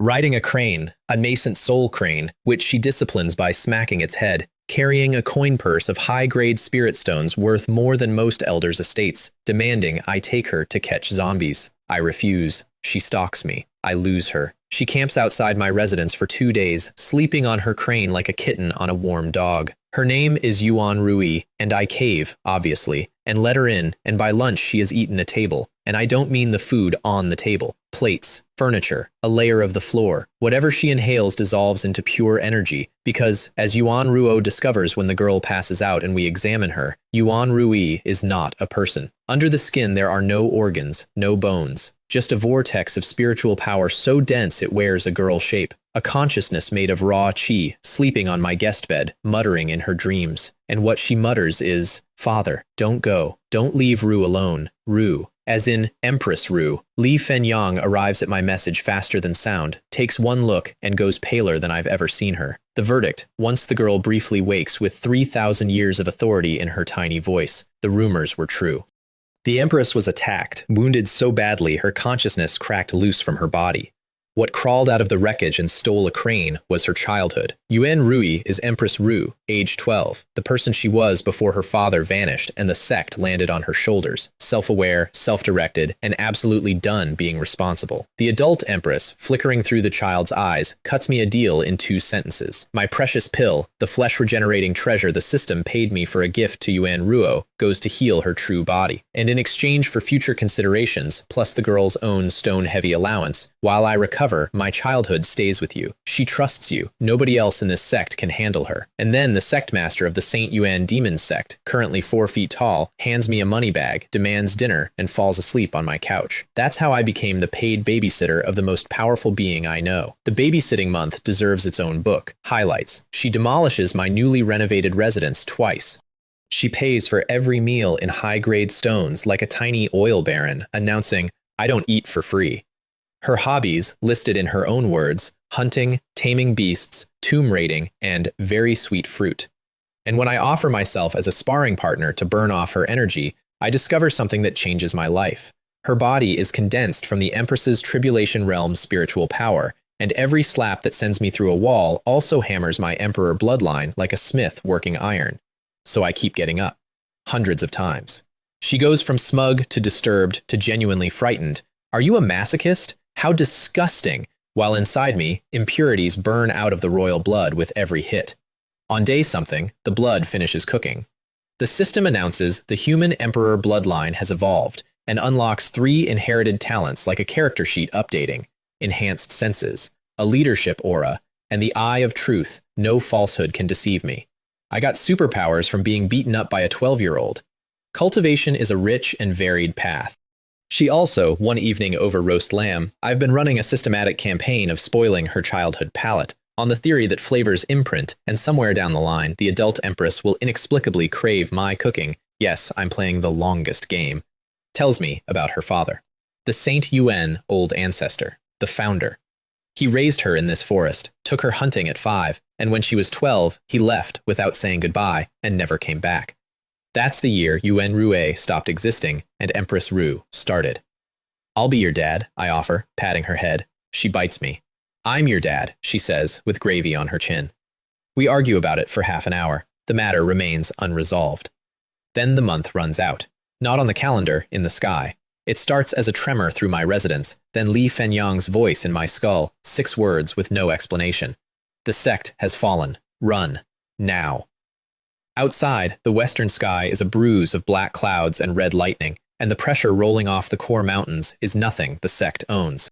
I grab Yuan Rui, who swallows, on sight, the jade pendant Mei Li shoved into my hands from Li Fenyang, and don't worry, that pendant matters enormously later, and we run south with the evacuation crew my master organized, Yuan Ruo, Mei Li, Xiao Wen, Lin Hua, 5 women, 1 me, 1 snoring child. Mei Li gives me the situation in one breath. Feng Yunxi has declared, the 100 Demon Alliance, the demon race elders, and outside clans have seized the Saint Yuan demon sect in a single coordinated night.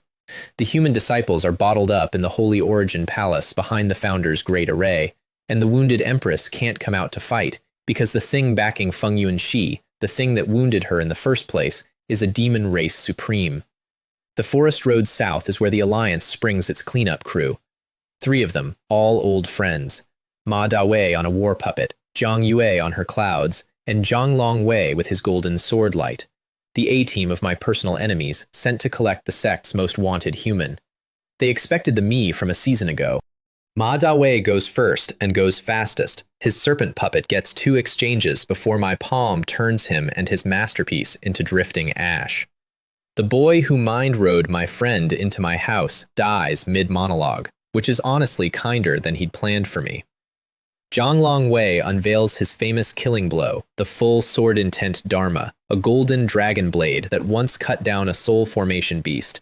And here's the thing about sword intent. It's will against will. His will spent 30 years being told it was a once-in-a-millennium genius. Mine spent a year in a wedding room learning what the bottom looks like, and every day since clawing away from it. Break, I tell his masterpiece, and it breaks. And Zhang Longwei just stops, hovering there, staring at the golden dust of his life's work, and I watch the belief drain out of the number 5 prodigy in real time. A cultivator's Tao heart is a load-bearing wall. His just left the building.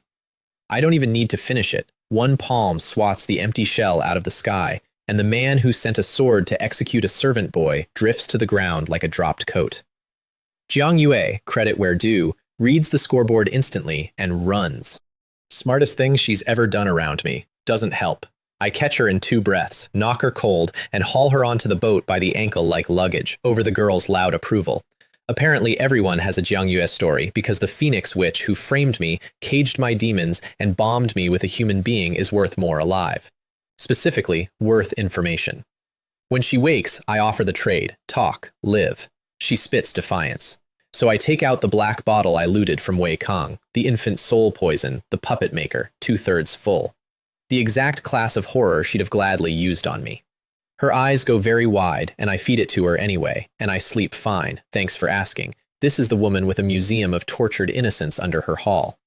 When the poison finishes its work, the woman who murdered a room full of witnesses to get at me answers questions. That's the entire use I have for her. An intelligence asset, kept at arm's length, watched by everyone on this boat and trusted by nobody, least of all me. The system rates her loyalty at 100 and her regard for me at exactly 0, which is the only honest number in the arrangement. And then she talks, and the intel is worse than the invasion. 1. Feng Yunxi didn't take the sect for the sect. She's hunting something inside it, a relic of the old ancestor that supposedly grants dominion over the demon race. 2. Her backer is Azure Dragon Supreme, not a Supreme, the Supreme, the strongest living being of the demon race. 3, and Jiang Yue whispered this one, Feng Yunxi isn't a prodigy, she's a reincarnated immortal, a being from beyond this world wearing a princess. In her past life, she was called Yunxi Immortal Venerable. The Peacock clan isn't raising a genius, something ancient is renting one. We run south with that cheerful knowledge, burn our trackable sect plaques, and promptly learn that any is a flexible word in wartime. The Bear Clan city that shelters us, territory of Yuan Ruo's own family, sells us to the Alliance by morning. The city lord, a soul formation veteran who once soloed 3 Void Realm beasts, springs his trap at dinner, monologue and all. And Yuan Rue, woken from her nap by the noise of my defensive artifacts absorbing his opening punch, walks out of the rubble, dusts her sleeves, complains that someone interrupted her dream, and asks me, eyes shining, "Can I eat braised bear paws tonight?" Sweetheart, you can have anything you want. What she does to that soul formation lord I will describe only as balloon. What his garrison of nascent soul guards experience is a single flick. We leave the city at midnight with the lord's entire treasury in my ring and a very full little girl, and I revise my understanding of my babysitting job. I have not been protecting Yuan Rue. I have been walking an apocalypse on a leash and packing its lunches.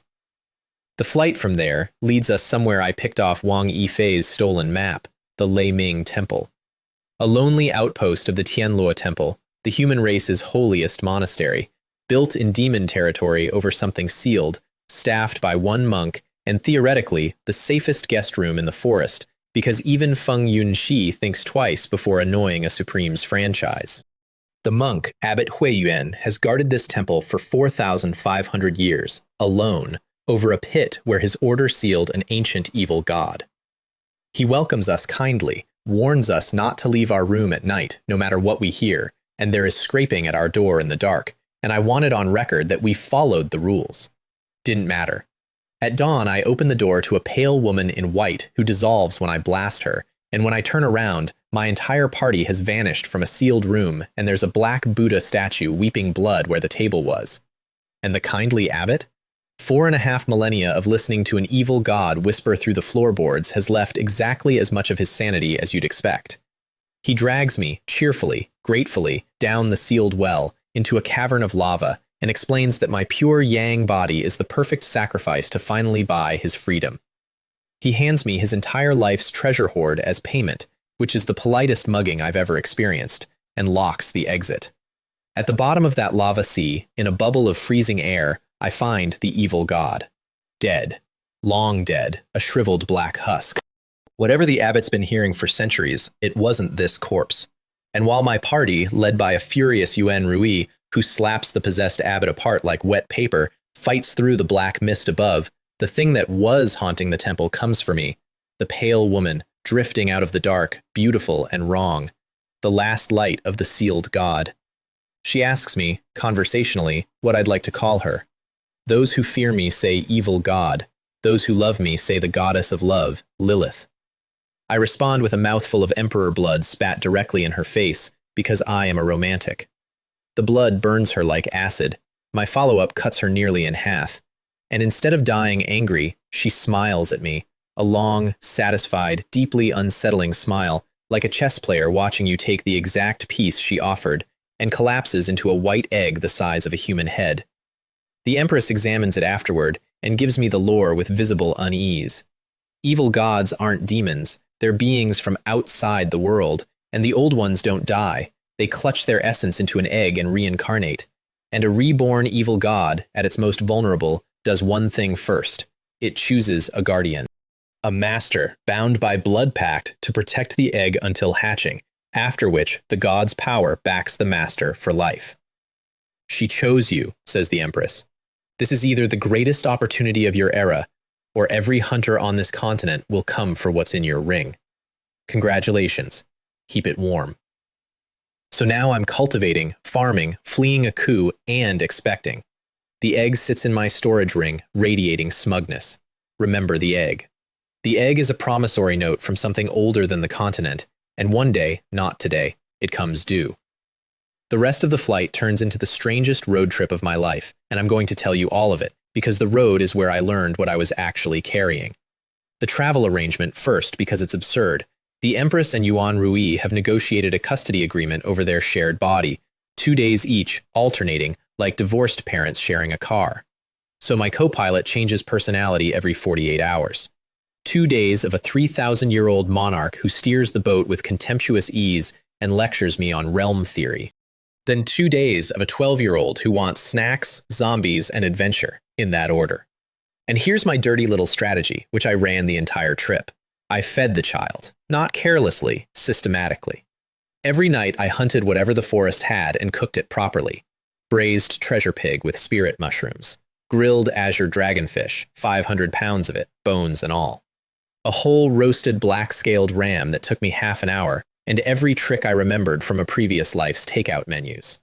Because here's the thing about Yuan Rui. She isn't a separate person. She's the Empress's childhood, sitting in the seat where a father used to be, and I've never in my life met anyone easier to buy, and never anyone whose loyalty was worth more per pound. By the third meal, she's calling my cooking a reason to keep me alive. By the fifth, she offers, in total seriousness, to appoint me deputy sect master if I agree to be her personal chef. And somewhere in there, the calculation stops being a calculation, because a girl whose father walked out without a goodbye asks you to sit with her while she eats, and you sit. The Empress noticed. Of course she noticed. On her shift, she'd sit in the prow with her eyes closed, absorbing the world's spiritual chi. Her chi-built body drinks the sky like a bottomless cup. And then, one night, when I fired up a little charcoal grill and started skewering marinated spirit beast meat, the terror of the continent silently sat down beside me, took a skewer without asking, and said, "That's water, not wine. Pour me the strong one." She ate most of a night's cooking and all my liquor and asked for more. 3,000 years of imperial dignity, and the woman is her own gluttonous inner child wearing a very good coat. I have never felt safer in my life than the moment I understood that. Stop 1 on the itinerary, the 800-li Ghost Shadow Forest, where Yuan Rui takes us on purpose because she wants to see zombies. I want the record to show I voted against this. The forest is a place where sunlight resigned. The temperature drops so hard that a man with a divine sun in his chest puts on a coat. The air tastes of grave dirt, and Yuan Rui hangs over the rail like a kid at an aquarium, calling out species. White wolf zombie, and that's a red dragon zombie. Those are rare. She knows them all by name. I have questions about her childhood that I decide not to ask. Then I spot the thing that isn't in her catalog. A 5-clawed dragon corpse, pure bloodline, 5 claws, an emperor among dragons. Wrapped around the trunk of a dead tree 100 meters tall, pinned in place by thousands of thin black needles. Not eaten, not decayed. Mounted. Somebody made a specimen out of a dragon. Yuan Rui is gone off the boat before I can stop her, and comes back thrilled. Soul-sealing needles, professional work, locking the dragon's soul inside the corpse so it can be refined into something far worse than a zombie. "The person who did this is a master," she says, glowing. "I'd love to ask him for pointers." Then she hands me a dragon scale she stole off the thing, because of course she did. The owner shows up 800 li later, when we're almost out, a black-robed old man standing on a dead branch, aura like a mountain, void refining at minimum. "Young friend, you took my dragon soul pearl and left without saying goodbye. That's very rude." I do the math instantly and unhappily. Void refining is 2 full realms above me. I start composing an apology and reaching for the stolen goods, and Yuan Rui, arms folded, says the single most imperial sentence I've ever heard from someone 4 feet tall. It didn't have a name on it. Heaven and earth treasures belong to whoever sees them. He should have guarded it better. The old man calls up a hurricane of black mist and zombies. Every zombie in 800 li converges on us, and Yuan Rui, bored, one-handed, without a technique, swats a wave of spiritual power that folds a void-refining necromancer into 3 large trees. And that's when the fight stops making sense, because the zombies attacking me die like wet paper. White-haired ancient corpses that should be shrugging off my flames are falling apart after 1 hit. So I stop fighting and start looking, and by the time Yuan Rui drags the black-robed old man back by the scruff, I've worked it out. He isn't an old man, he's a white ape. He isn't void refining, he's a late-stage nascent soul zombie doing an impression, and the impression is his actual talent. His maker built a batch of weak little corpses with 1 gift, the ability to counterfeit an aura. For years, this ape has been squatting in the Ghost Shadow Forest, cosplaying an overlord, scaring off every passing cultivator with a bluff, protecting his fellow leftovers. Because that's what they are, leftovers. Their maker packed up the good inventory and left, taking the finished pieces, abandoning the failures, and one half-refined dragon they've been pouring their strength into for years, hoping to eventually raise something strong enough to protect them. He grovels beautifully. Yuan Rui keeps the pearl, and when I ask who his master was, the ape gives me the name, and the temperature of my whole trip changes. The master calls himself the unlucky Taoist of the Ghost Tao Sect. There it is again. The evil Taoist in the Zhang Palace, the suicide assassin at the Sword Pavilion. No, wait, that hasn't happened yet. I'm getting ahead of myself. At this point in my life, the Ghost Tao Sect is just Wei Kong's employer, a name in a book that slammed itself shut in my hands, and a rule Yuan Rui half remembers hearing from her father 3,000 years ago. A demonic cult old enough to be forgotten, quiet enough to be nobody's problem, with fingers in a mortal empire's poison supply and an abandoned corpse farm in the middle of demon territory. A sect that's low profile on purpose is the scariest kind of sect there is. I started a list that night. It got long. Stop 2 takes another 2 weeks, tens of thousands of li deeper, past a mountain range shaped like a coiled eye that the empress steers us wide around at speed. Juwu Mountain, and no, we are not stopping. And it ends somewhere I would never have guessed. A quiet green valley with a lake, a thatched hut built out over the water, and a middle-aged couple sitting on a fishing platform with their lines in the water, leaning against each other, ignoring the fish entirely. The Empress makes us stop a respectful distance out and goes alone, on foot, and I hold my breath, because I've felt what's sitting on that platform. Not tribulation realm, heavenly human realm, the tier above, the grounded almost immortals, the same shelf as the 13 Supremes. 2 of them. Fishing. Junior Ru greets Uncle Zhang and Auntie Li Yun. The man doesn't turn around. Oh, little Yuan Rui. We guessed you'd come today, so your auntie made fish soup. They knew. They've been retired from the world for centuries, and they still know every rumor on the continent. And they made lunch for the girl their old comrade left behind. The man talks about her father like a man talking about a brother. We went through fire together in the Tianqiong Sea. He built that whole sect with his own hands. I never wanted to see it come to this. And I watched the Empress's shoulders come down half an inch, because this was the plan. This was the whole plan. Bourbon one demigod, walk home, evict an immortal. Then he sighs and says the sentence that kills it. You're too late. A few days ago, Azure Dragon Supreme came by to catch up. He brought his new disciple. You'll know her, the new head of the immortal King Peacock clan, Feng Yunxi. Silence over the water. He came here, days ahead of us. The strongest being of the demon race personally walked into the one house on this continent that might have helped us, drank tea with an old friend, and left without threatening anybody, because he didn't need to. That's not an army. That's a man closing doors with a smile, and it means every door on the map was closed before we started walking. The Empress bows. Then Junior will not trouble Uncle further. Go, he says, still not turning around, and there's real pain in it. Go far. Don't come back to the 10,000 demons forest. It's a place of trouble. Once it has hold of you, it eats you slowly, scraping the bone until there's nothing left to recover. We're a mile out over the trees, all of us silent, when his wife catches our boat. She's got one hand resting on her belly, and the way she holds it explains her husband's whole refusal in one gesture. He's about to become a father, and for the first time in centuries, he's got something to lose. If Zhang were alone, she says, he'd have gone with you, temperament like his. But he's going to be somebody's father now, and I won't ask him. So I came instead, because I know you, little Ru, and I know you won't lie down, and I'd rather you charged at the right thing. Then she gives us the thing that turns a retreat into a campaign. Your father is alive. I actually hear the Empress stop breathing. He's imprisoned, in the Radiant Star Holy Land. In the Sword Immortal Pavilion.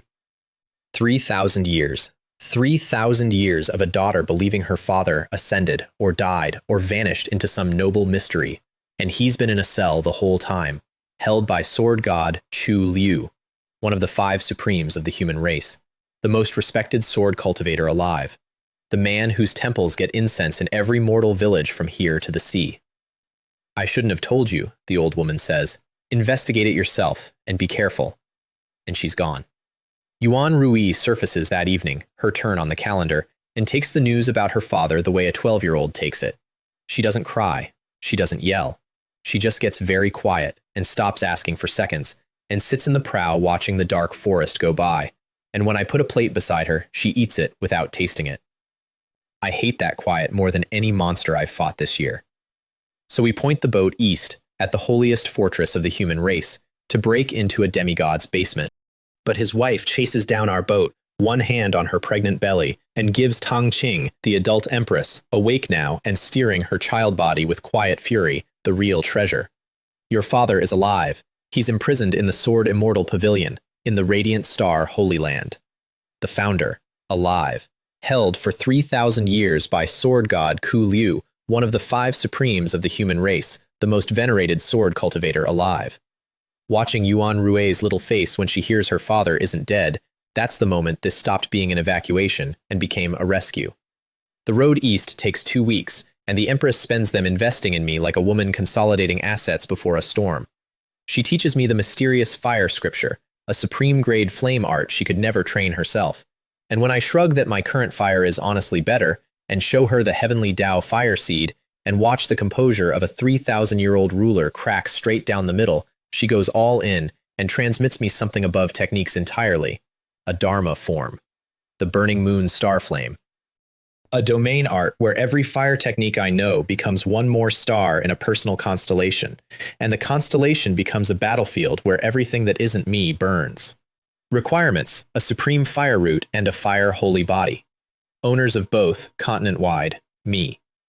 I ignite it for the first time over a nameless valley, and the night fills with slow orbiting embers like a galaxy learning to breathe, and the Empress watches me with an expression I file away and don't dare label.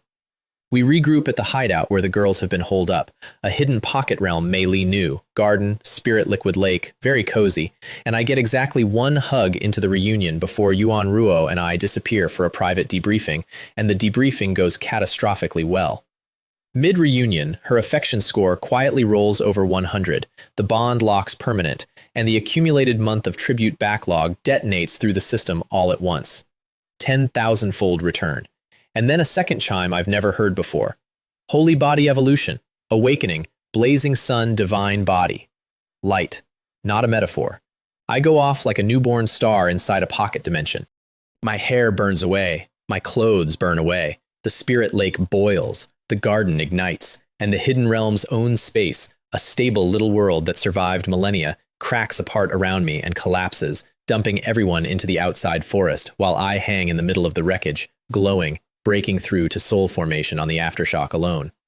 When it finally banks down, I regrow my hair by hand. It comes in black with gold-red streaks and defies gravity until I consciously talk it down from full flame god to merely dramatic, and turn around to find 3 women staring at me with 3 completely unguarded expressions, and Mei Li shrieking about her demolished safe house with her eyes pointed anywhere but at me. A divine body, the tier above holy. Li Fenyang later confirms what the books whisper. Divine bodies don't happen without a god somewhere in the bloodline. There are maybe 5 carriers alive across all races, and every single one is guarded by a Holy Land-scale power, because their flesh is treasure and everyone knows it. Mine is guarded by me and a lamb. New secret for the vault, then, stacked on top of the Emperor blood and the system and the egg. My vault of secrets is starting to need its own vault. While I'm at it, I hand Mei Li my 8th grade flying sword as safe house compensation, Feng Wu's old blade, outgrown now, and the system converts my sentimentality into a 2nd grade Tao artifact sword called the Evil Crossing Blade, 5,000-fold. Thank you for shopping. Mei Li accepts the gift with the gracious words, "I'd take dog poop if you gave it," which is the closest thing to a thank you anyone in this sect has ever offered me. One more stop before the sword pavilion, though, because to walk into the den of a supreme, the Empress wants her real body back, which is still inside the besieged sect. We split the heist. Her job, be loud. My job, be invisible. Getting in is easy and horrible. The sect I grew up starving in is now a garrison, demon patrols on every ridge, alliance banners over the outer gates, and a smell in the servants' yards that I recognize and won't describe. My divine body has one underrated feature, total control of my own output. I can throttle every scrap of aura down to nothing, and at that setting, even elder-grade senses slide right past me. So I walk home through an occupied city like a rumor. First call. The stone forest on the northern border, a place I'd never seen in a year of living here. Hundreds of stone pillars standing in ruler straight rows, spiritual chi thinner than anywhere else in the sect, the deadest, dullest patch of ground on the mountain, which is exactly the point. The Empress stops at the third pillar in the second row and says to a rock, "Is Senior Ying at home?" A crack opens. Something small and gold shoots out and lands on her shoulder. It's a chipmunk. A golden chipmunk with a slightly sleepy voice that says, "Little girl, what happened to you? Where's your body?" Meet Huang Li, whose title, and he insists on the title, is Primordial Divine Beast. The founder found him in the far north, frozen under ice for who knows how many thousand years, cracked him out, and had him awake within a week. His cultivation is a modest, nascent soul, which he'll tell you is a temporary embarrassment caused by losing his 3 dappled markings, whatever that means. His actual talent is space. Most of the pocket realms in this sect, every elder's private cave, every hidden valley, are his work. And he is, incidentally, the gatekeeper of the treasury's back door, because when you build the vault, you keep a key. He is also, I discover in the next 4 seconds, the single most invasive creature I have ever met. He hops to my shoulder, sniffs, circles my head twice, and I feel a drop of blood leave my body. He didn't touch me. There was no wound. He extracted it through my defenses like a man pulling a splinter out of soup, and swallowed it. Then he leaps 3 feet straight up. Holy, what is going on? He lands staring at me with his whiskers vibrating. You're the human emperor bloodline. That's impossible. The human emperors are extinct. There are no descendants. That line ended. I watched it end. Where did you come from? No idea, Senior, I say, which is even true, because the truth is a system I'll never explain to anybody. He turns to the Empress. Little girl, is this your ideal husband? Where did you dig up a monster like this? Even back in the days when evil gods walked and the primordial war was on, this kind of thing was rare. The Empress does not react to the word husband, which I file away with great care. And then the rodent looks me over one more time and drops his voice. When your business here is finished, come see me. I have something to discuss, something only your blood can do. If I come running because you snapped your fingers, doesn't that make me look cheap? Come or don't. And he dives back into the rock, offended, tail last. The Empress, watching the stone close. Go, when this is over. If Senior Ying asks for something, it will not be small. Another mysterious debt. I collect them like stamps. Inside the vault, through the back door, past shelves that represent 8,000 years of a sect's hoarding, we split up.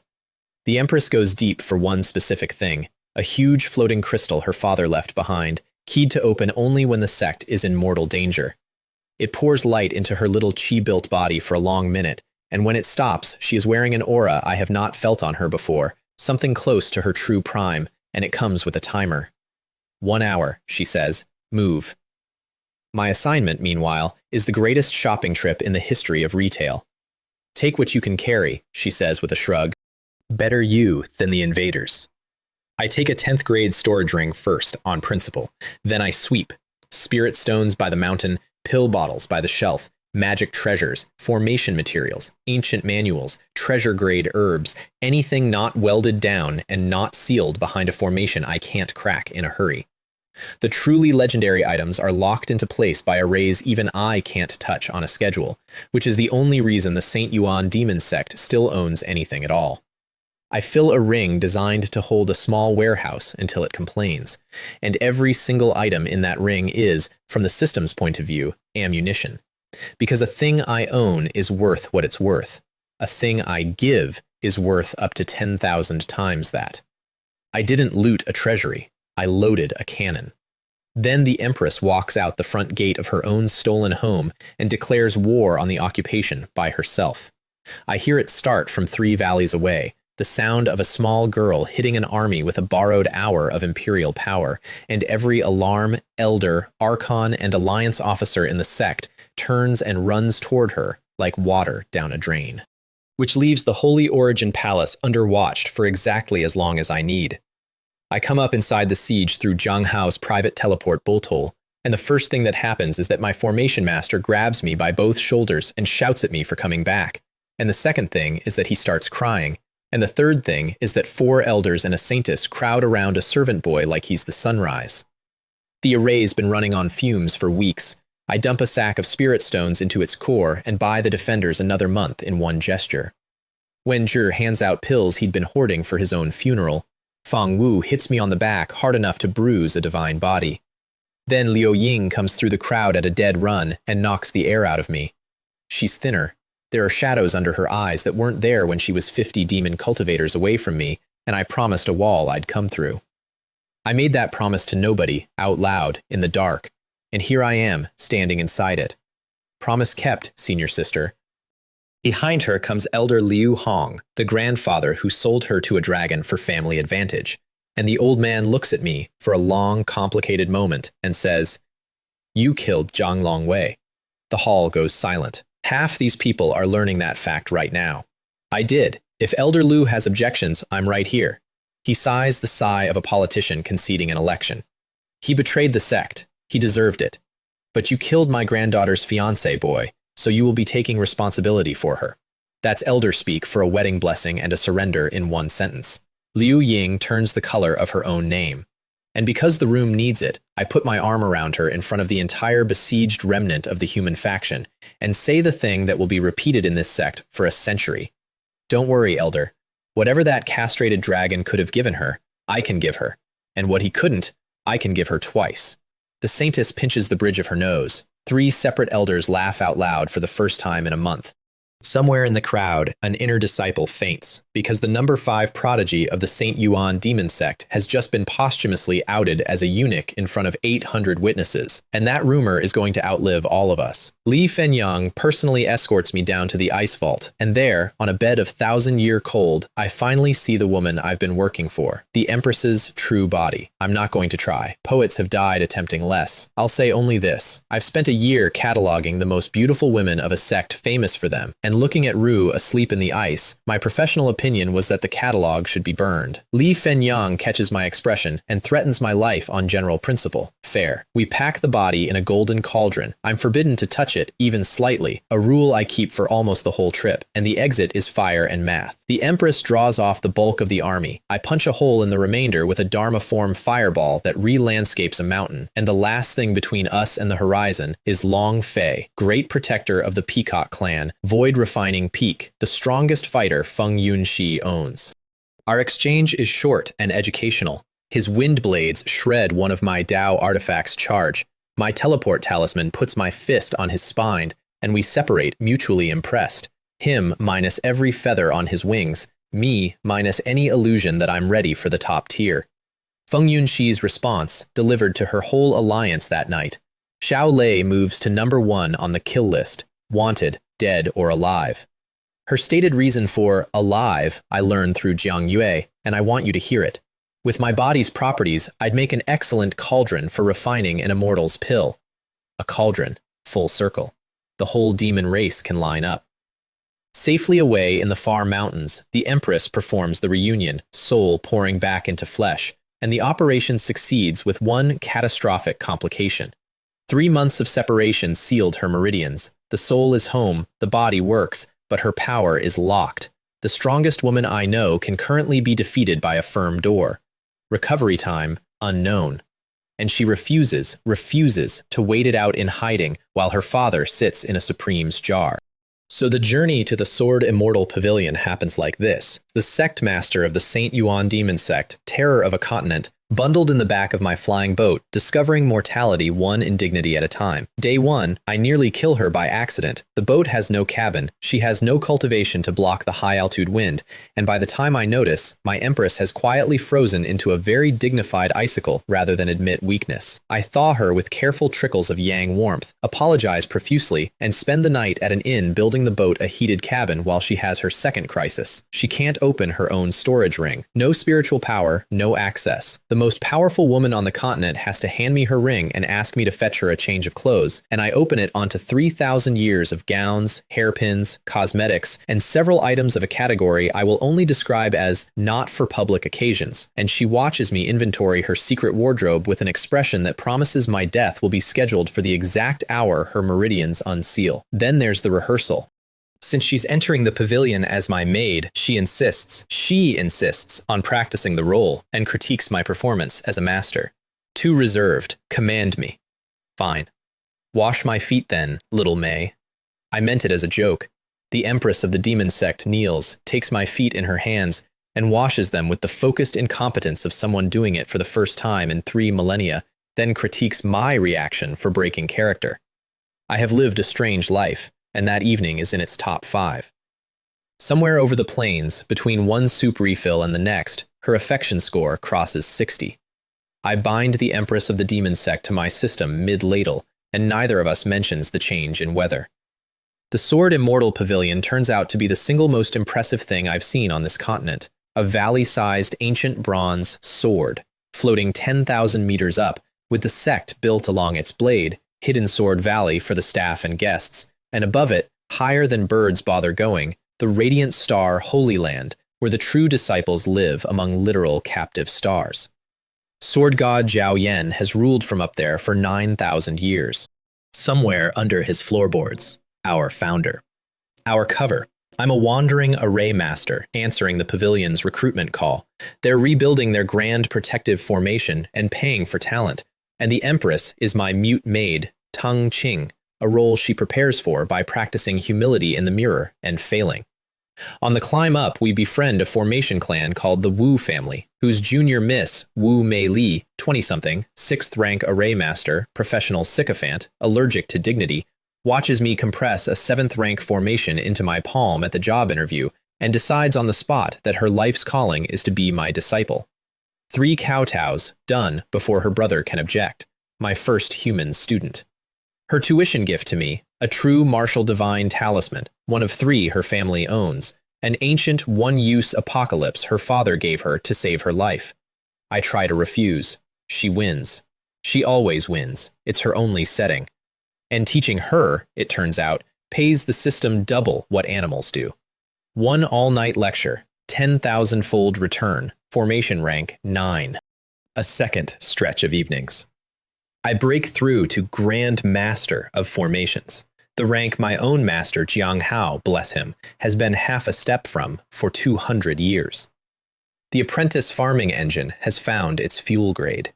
Inside the pavilion, my palm formation trick gets me adopted by the resident formation legend, Grandmaster Jiang Fu, a man with 300 formations tattooed into his body, who tests me by demanding 10 formations carved on one dead branch, watches me do it in under an hour, and responds by giving me his personal token, free access to everything, including the Radiant Star Holy Land.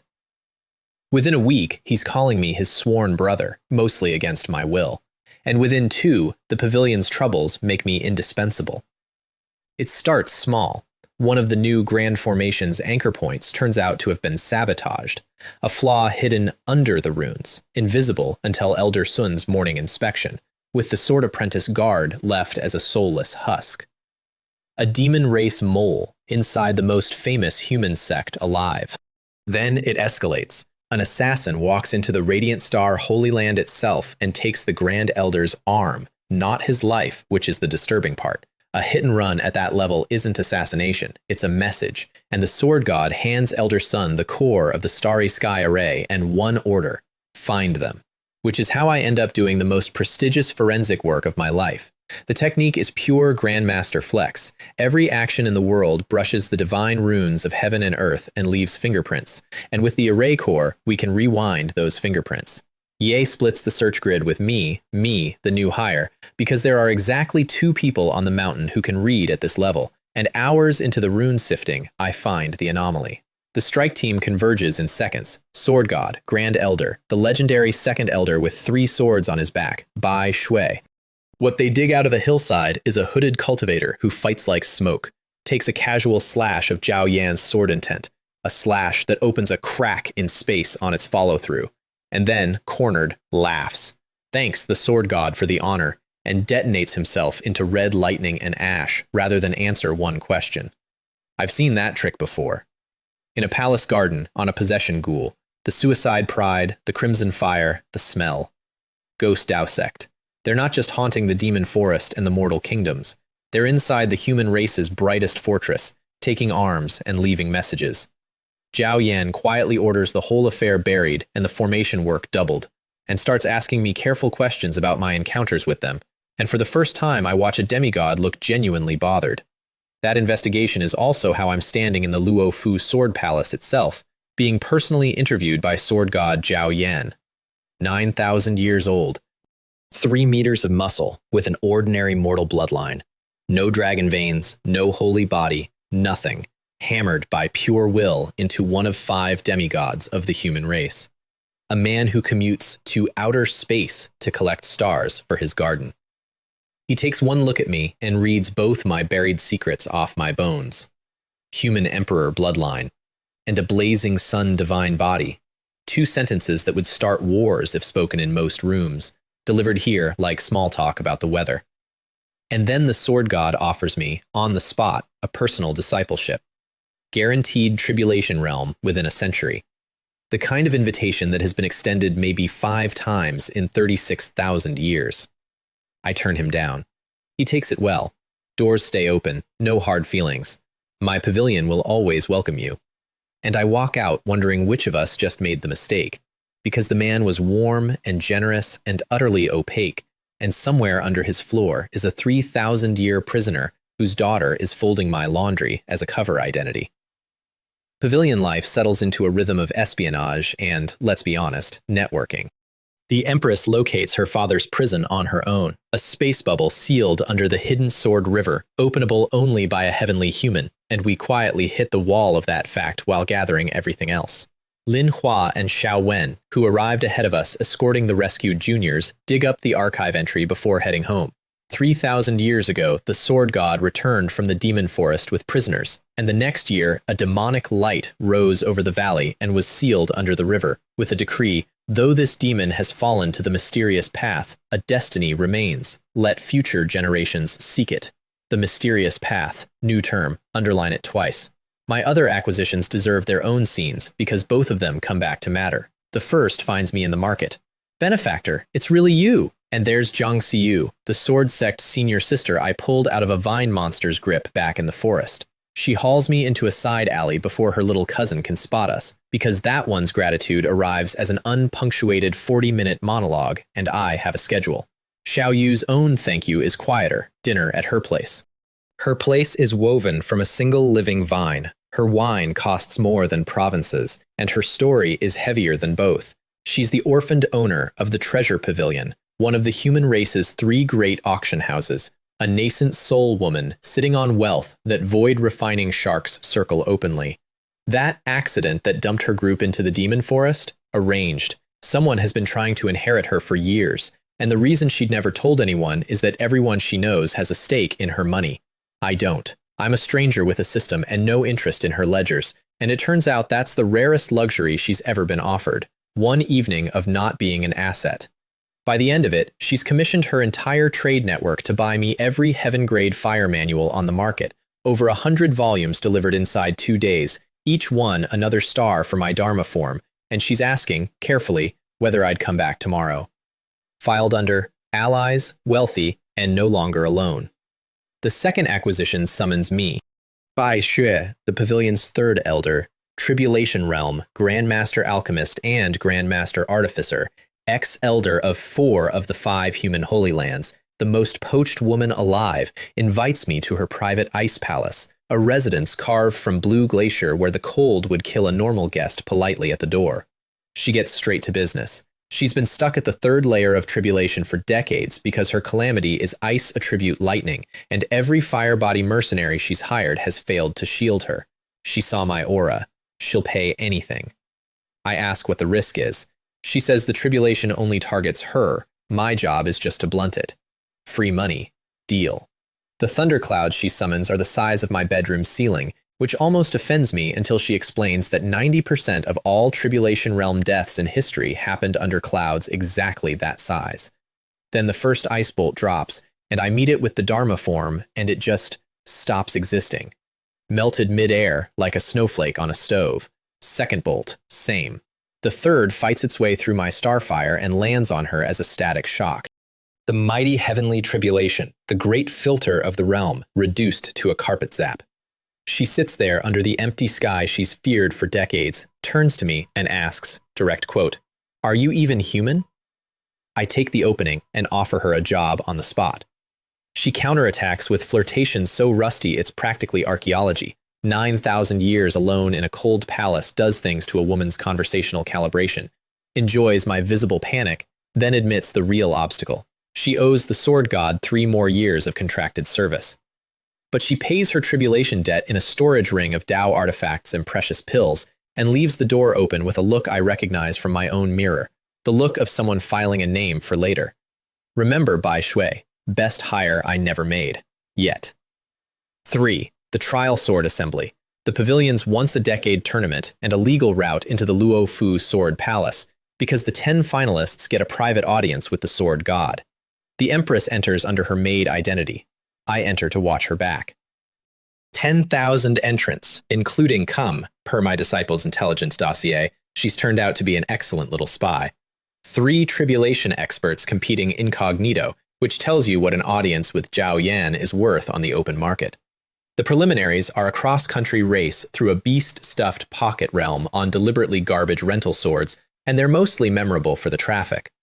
A void-refining golden rock parks itself across the route as a filter for the weak, and while half the field forms a raid party, a convoy of dozens of soul formation guards escorts one silk-wrapped young master around the fighting VIP lane, servants carrying his snacks.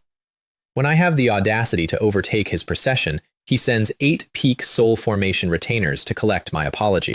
The Empress, whose sealed power has recovered exactly enough to be a menace, deletes the first one by accident when he tries pressure flexing on her. Genuinely by accident, she has the fine control of a toddler with a hammer right now, and I flatten the other 7 with one oversized flame palm, at which point their void-refining chief bodyguard charges me in a blaze of sword light, and my Dharma form quietly turns him into weather. The young master develops sudden, profound humility, and the rock, a genuine void-refining monster, takes one look at the firelight and decides to guard a different stretch of road. We finish 4th and 5th behind 3 body integration seniors too polite to race seriously. 7 days of duels follow, 1 per day, half the field cut daily. Mine escalate on schedule. Day 1 and 2, nascent soul cultivators I have to consciously lose slowly against to stay unremarkable. Day 3. The disguise budget runs out. I draw Chen Hai, a defrocked monk from the Tianlo Temple, void refining realm, reeking of wine and boredom, who opens with, "Concede, I don't want to sweat," and then spends 10 minutes swinging Buddha-light handprints the size of houses at a man he cannot touch. I make it look desperate, scrambling, flailing, always a hair's width from death, until he gets serious enough to condense a genuine karmic fire sword, at which point I let my starfire out for exactly 1 flash inside his blinding light. And when the glare fades, he's standing outside the ring with no memory of being moved. "What did you do?" he demands. "Great master," I tell him piously. "You're too attached to appearances." He stares, laughs like a drain, bows, and leaves. Monks are fine people once you concuss them philosophically. The Empress's duels require less narration. She one-shots everything with a bored expression, including, on the final day, a fan-favorite body integration dark horse, while the betting houses lose their minds over the mute maid in the plain robe. Meanwhile, in the evenings, my disciple drags me to spectate the marquee matches, my first live look at tribulation experts fighting, which recalibrates my ego usefully. At full output, I'd last maybe 3 exchanges against the weakest of them. Noted, filed, motivating. We both make the final 10. And the audience with the sword god turns out to be a funeral. He knows who she is the moment she walks in, of course he does, and he gives it to her straight, and I'll give it to you the same way. Her father fought the mysterious path, the thing that sealed this world's sky 3,000 years ago, the force that cut the road to immortality and turned this continent into a locked room. He faced it and survived it and came back wrong, body corrupting, soul rotting towards something monstrous. Zhao Yan didn't defeat him. Zhao Yan caught his falling friend and built him a cell and spent centuries trying to cure him and brought in the greatest healer of the age and failed. And failed, and failed. 100 years ago, in one of his last clear hours, the founder chose the only victory left. He destroyed his own soul before the corruption could wear him as a suit. What's under the river is a body, preserved, sealed, empty for a century. Zhao Yan kept it, and kept a storage ring, the founder's last effects, held 3,000 years for a daughter he described to his jailer in every lucid window he had.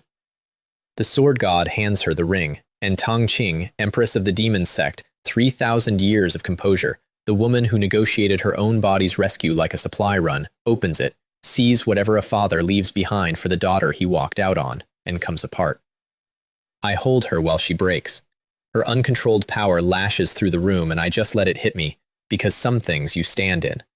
There's no joke here. There was never going to be a joke here. She waited 3,000 years to stop being 12, and the answer was a ring.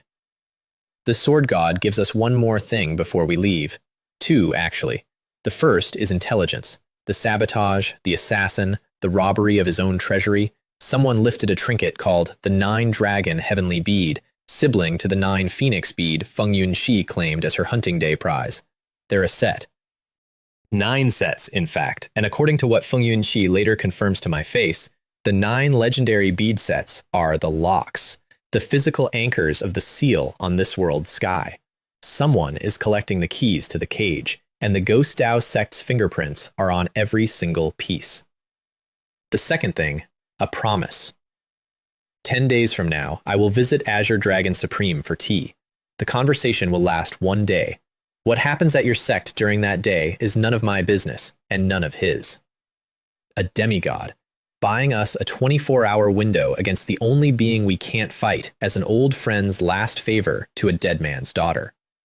I bowed to him, honestly and deeply, and I completely failed to notice a grand master of formations, an eye of truth, a walking sensor array, and I missed it, the invisible thread of sword intent he slipped into my back as I turned to leave.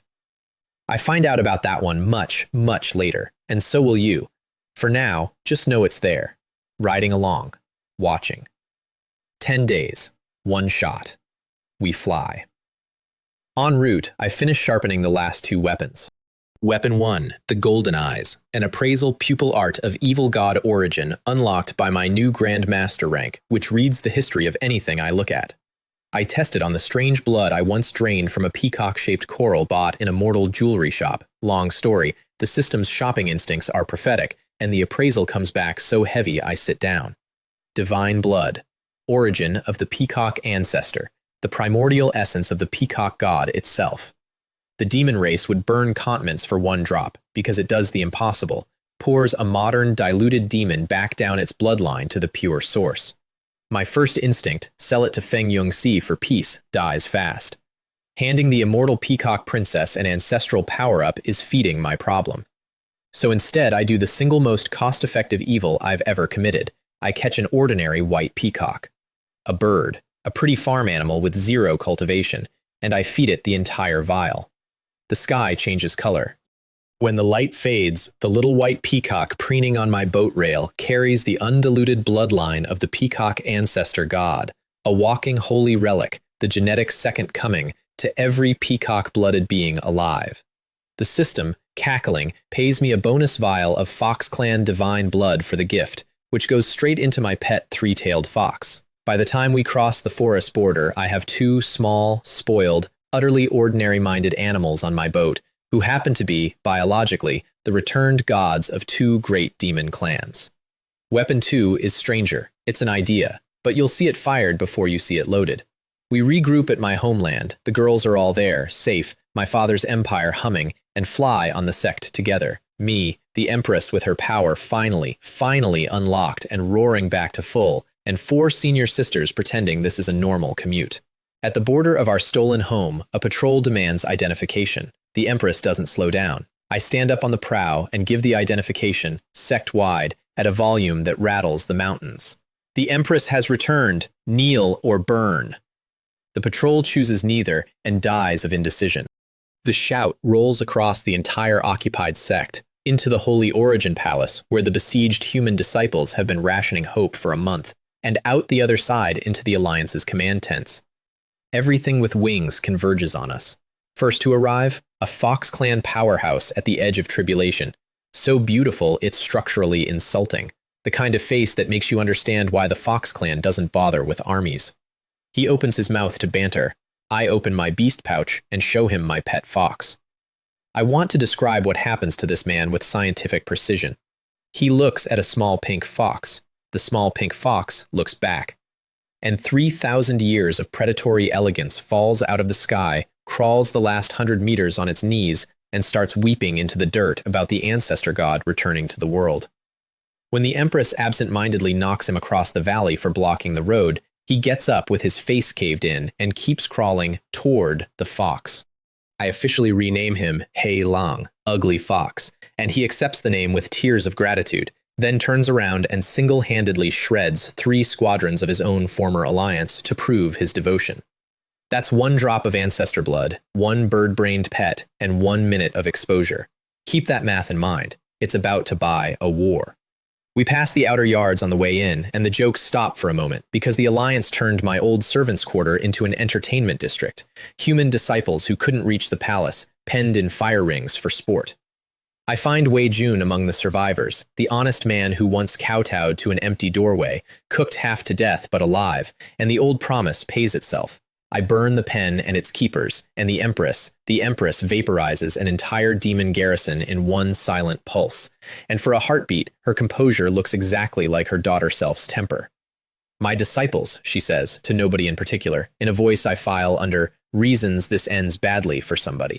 The somebody is waiting at the central plaza with an army, thousands of demon cultivators, 5 tribulation experts, and at the front, radiant, unbothered, Feng Yunqi, flanked by her master's envoy, a red-nosed drunk called the Golden Serpent Sage, whose casual slouch reads 6th-layer tribulation minimum. Behind us, the Holy Origin Palace gates opening, Li Fenyang and 4 battered human elders leading out everyone who can still stand. The board is set for exactly the massacre the Alliance wants. So we cheat, 3 ways at once.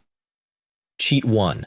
The Empress takes the Golden Serpent Sage alone and reveals that this ground has been hers for 3,000 years.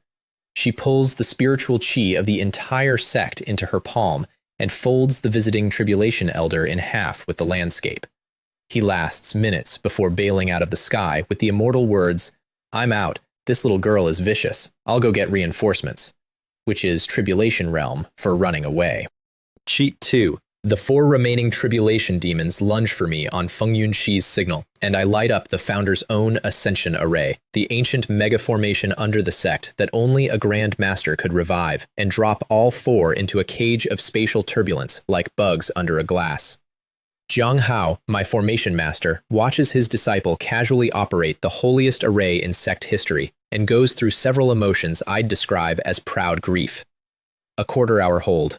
Enough. Cheat 3 is Feng Yunqi herself, and she nearly beats us anyway. When she finally moves, the world turns monochrome, her true immortal domain, the power of her past life bleeding through, a pocket of reality where she is the only law, and even the Empress's borrowed mountain blows land like suggestions. Disciples on both sides flee the field. The 2 of them tear the sky over the sect into black and white ribbons, and through my formation link, I can feel the truth the Empress won't say. 30%. That's her honest estimate against an immortal. This is the fight we cannot win. Which is why I never planned to win it. I planned to end it. I stroll out onto the ruined plaza below their duel, set up a tea table, an actual table, actual tea. My hands are shaking only slightly, and release the white peacock to perch on my shoulder. Then I send Hei Lang up with a message. The Fox God's Herald requests Fairy Yunqi for tea. She descends. Of course she descends. She felt the bird the moment it left the pouch. It's why her 4 tribulation demons suddenly pulled their punches mid-siege. She lands across the table from me, immortal soul and all, and looks at the small white bird preening on my shoulder, and I watch a being from beyond the world fight her own bloodline for the right to stay standing. The ancestor's blood in that bird outranks her the way a king outranks a passport. "Where did you get that?" she says. "Sit down," I say, "and speak respectfully." And she sits. The negotiation is the shortest war I've ever fought. Her opener. Kill me and take the birds. My counter. I'm holding the reborn ancestor gods of 2 great clans. Harm me and every peacock and fox in the 10,000 demons forest learns who did it. Her own clan first. Her empire of demon unity would be stillborn, patricide at the altar. She runs the numbers behind those 7-colored eyes, and I watch the exact moment the immortal folds to the farm bird. The bill I present, the Alliance leaves the St. Yuan demon sect, permanently. Public apology and reparations for every disciple harmed. And the 2 ancestor gods stay here as guardian beasts of my sect, open for pilgrimage to every demon clan she was hoping to recruit. I'm not just evicting her, I'm stealing her voting base on the way out. She agrees to all of it, tooth by tooth, and then, because she's already lost the day, she spends her exit interview winning the decade, answering my 2 questions with the freedom of someone who knows the truth is worse than any lie. The beads? 9 legendary sets lock this world's sky. I'm collecting them under orders. You can guess whose. The Ghost Dao Sect. She's been theirs since her past life. The reincarnation wasn't an accident of karma, it was an insertion. And the future? She looks at me almost kindly for this one. I'm not the only one who came through. Important figures, many, have already been reborn onto this continent. In 10 years, give or take, they'll come of age and remember themselves. Then this world will get lively. Perhaps like the wars of the primordial age, a beat. Keep your little sect out of it, Herald. Cherish what's left of the quiet.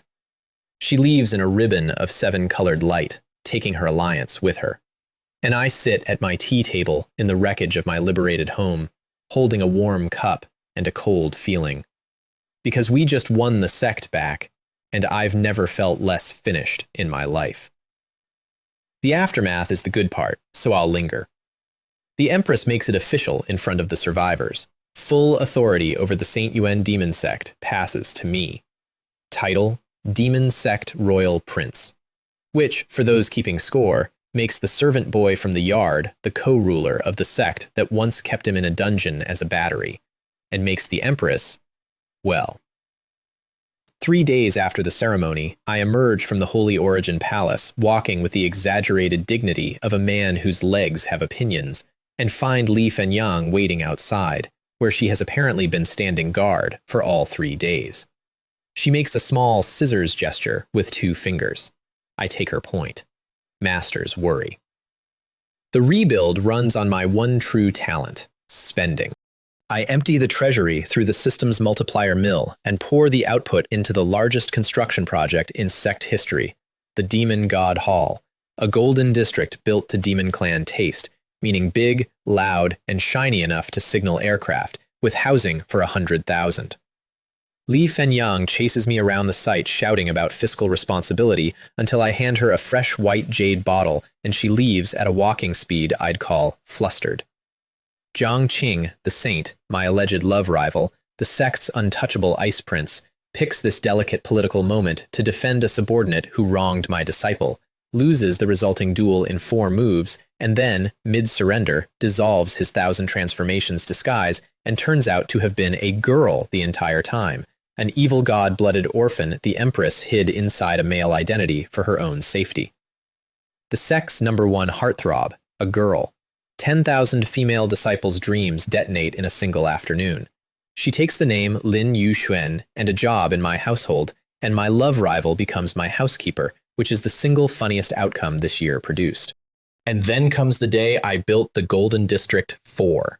They arrive for a month solid. 40,000 Fox Clan cultivators, 15,000 peacocks, thousands more from every clan with ears, chiefs, elders, hidden tribulation monsters traveling incognito, all of them climbing our mountain to verify the impossible rumor. And when the little fox and the little bird walk out onto the terrace of the Demon God Hall, an ocean of the proudest beings on this continent goes down on its knees in waves, weeping at a bloodline their species lost before history started writing things down. I let the moment breathe.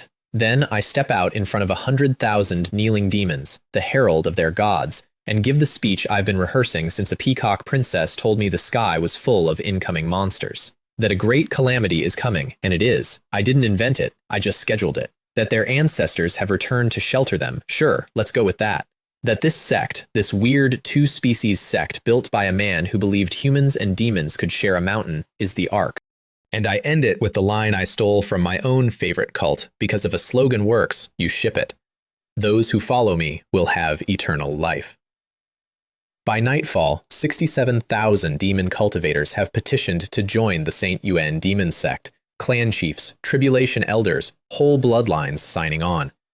The sect that a month ago was a besieged ruin is, by head count, suddenly one of the largest powers on the continent. At the victory banquet, surrounded by fox chiefs toasting my pets, I write 2 letters. One to the sword god, shamelessly asking to borrow his best administrator, and Bai Shui actually comes on a 5-year loan, taking over Sect management with the terrifying competence of a woman who's run 4 Holy Lands. She thinks she's a temp. My system and I have other plans. And late that night, when the lanterns burn down, I do the accounting a year deserves. A year ago, I sat in a red room in a servant's robe while a fox bride fed me my own death, and the grand total of my existence was 1 body, leased out nightly, owner absent. Tonight, the fox is gone to exile. The sword that was sent to kill me is broken along with the man who sent it. The phoenix who caged me kneels in my hallway, calling me master, and the sect that priced me as equipment answers to my seal. My father wears a crown I gave him. My women run countries, temples, treasuries. My pets are gods. The ledger's other column, I know it by heart.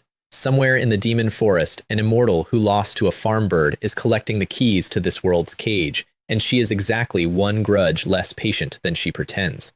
Somewhere across the continent, things older and worse than her are growing up inside borrowed children, 10 years from remembering their own names.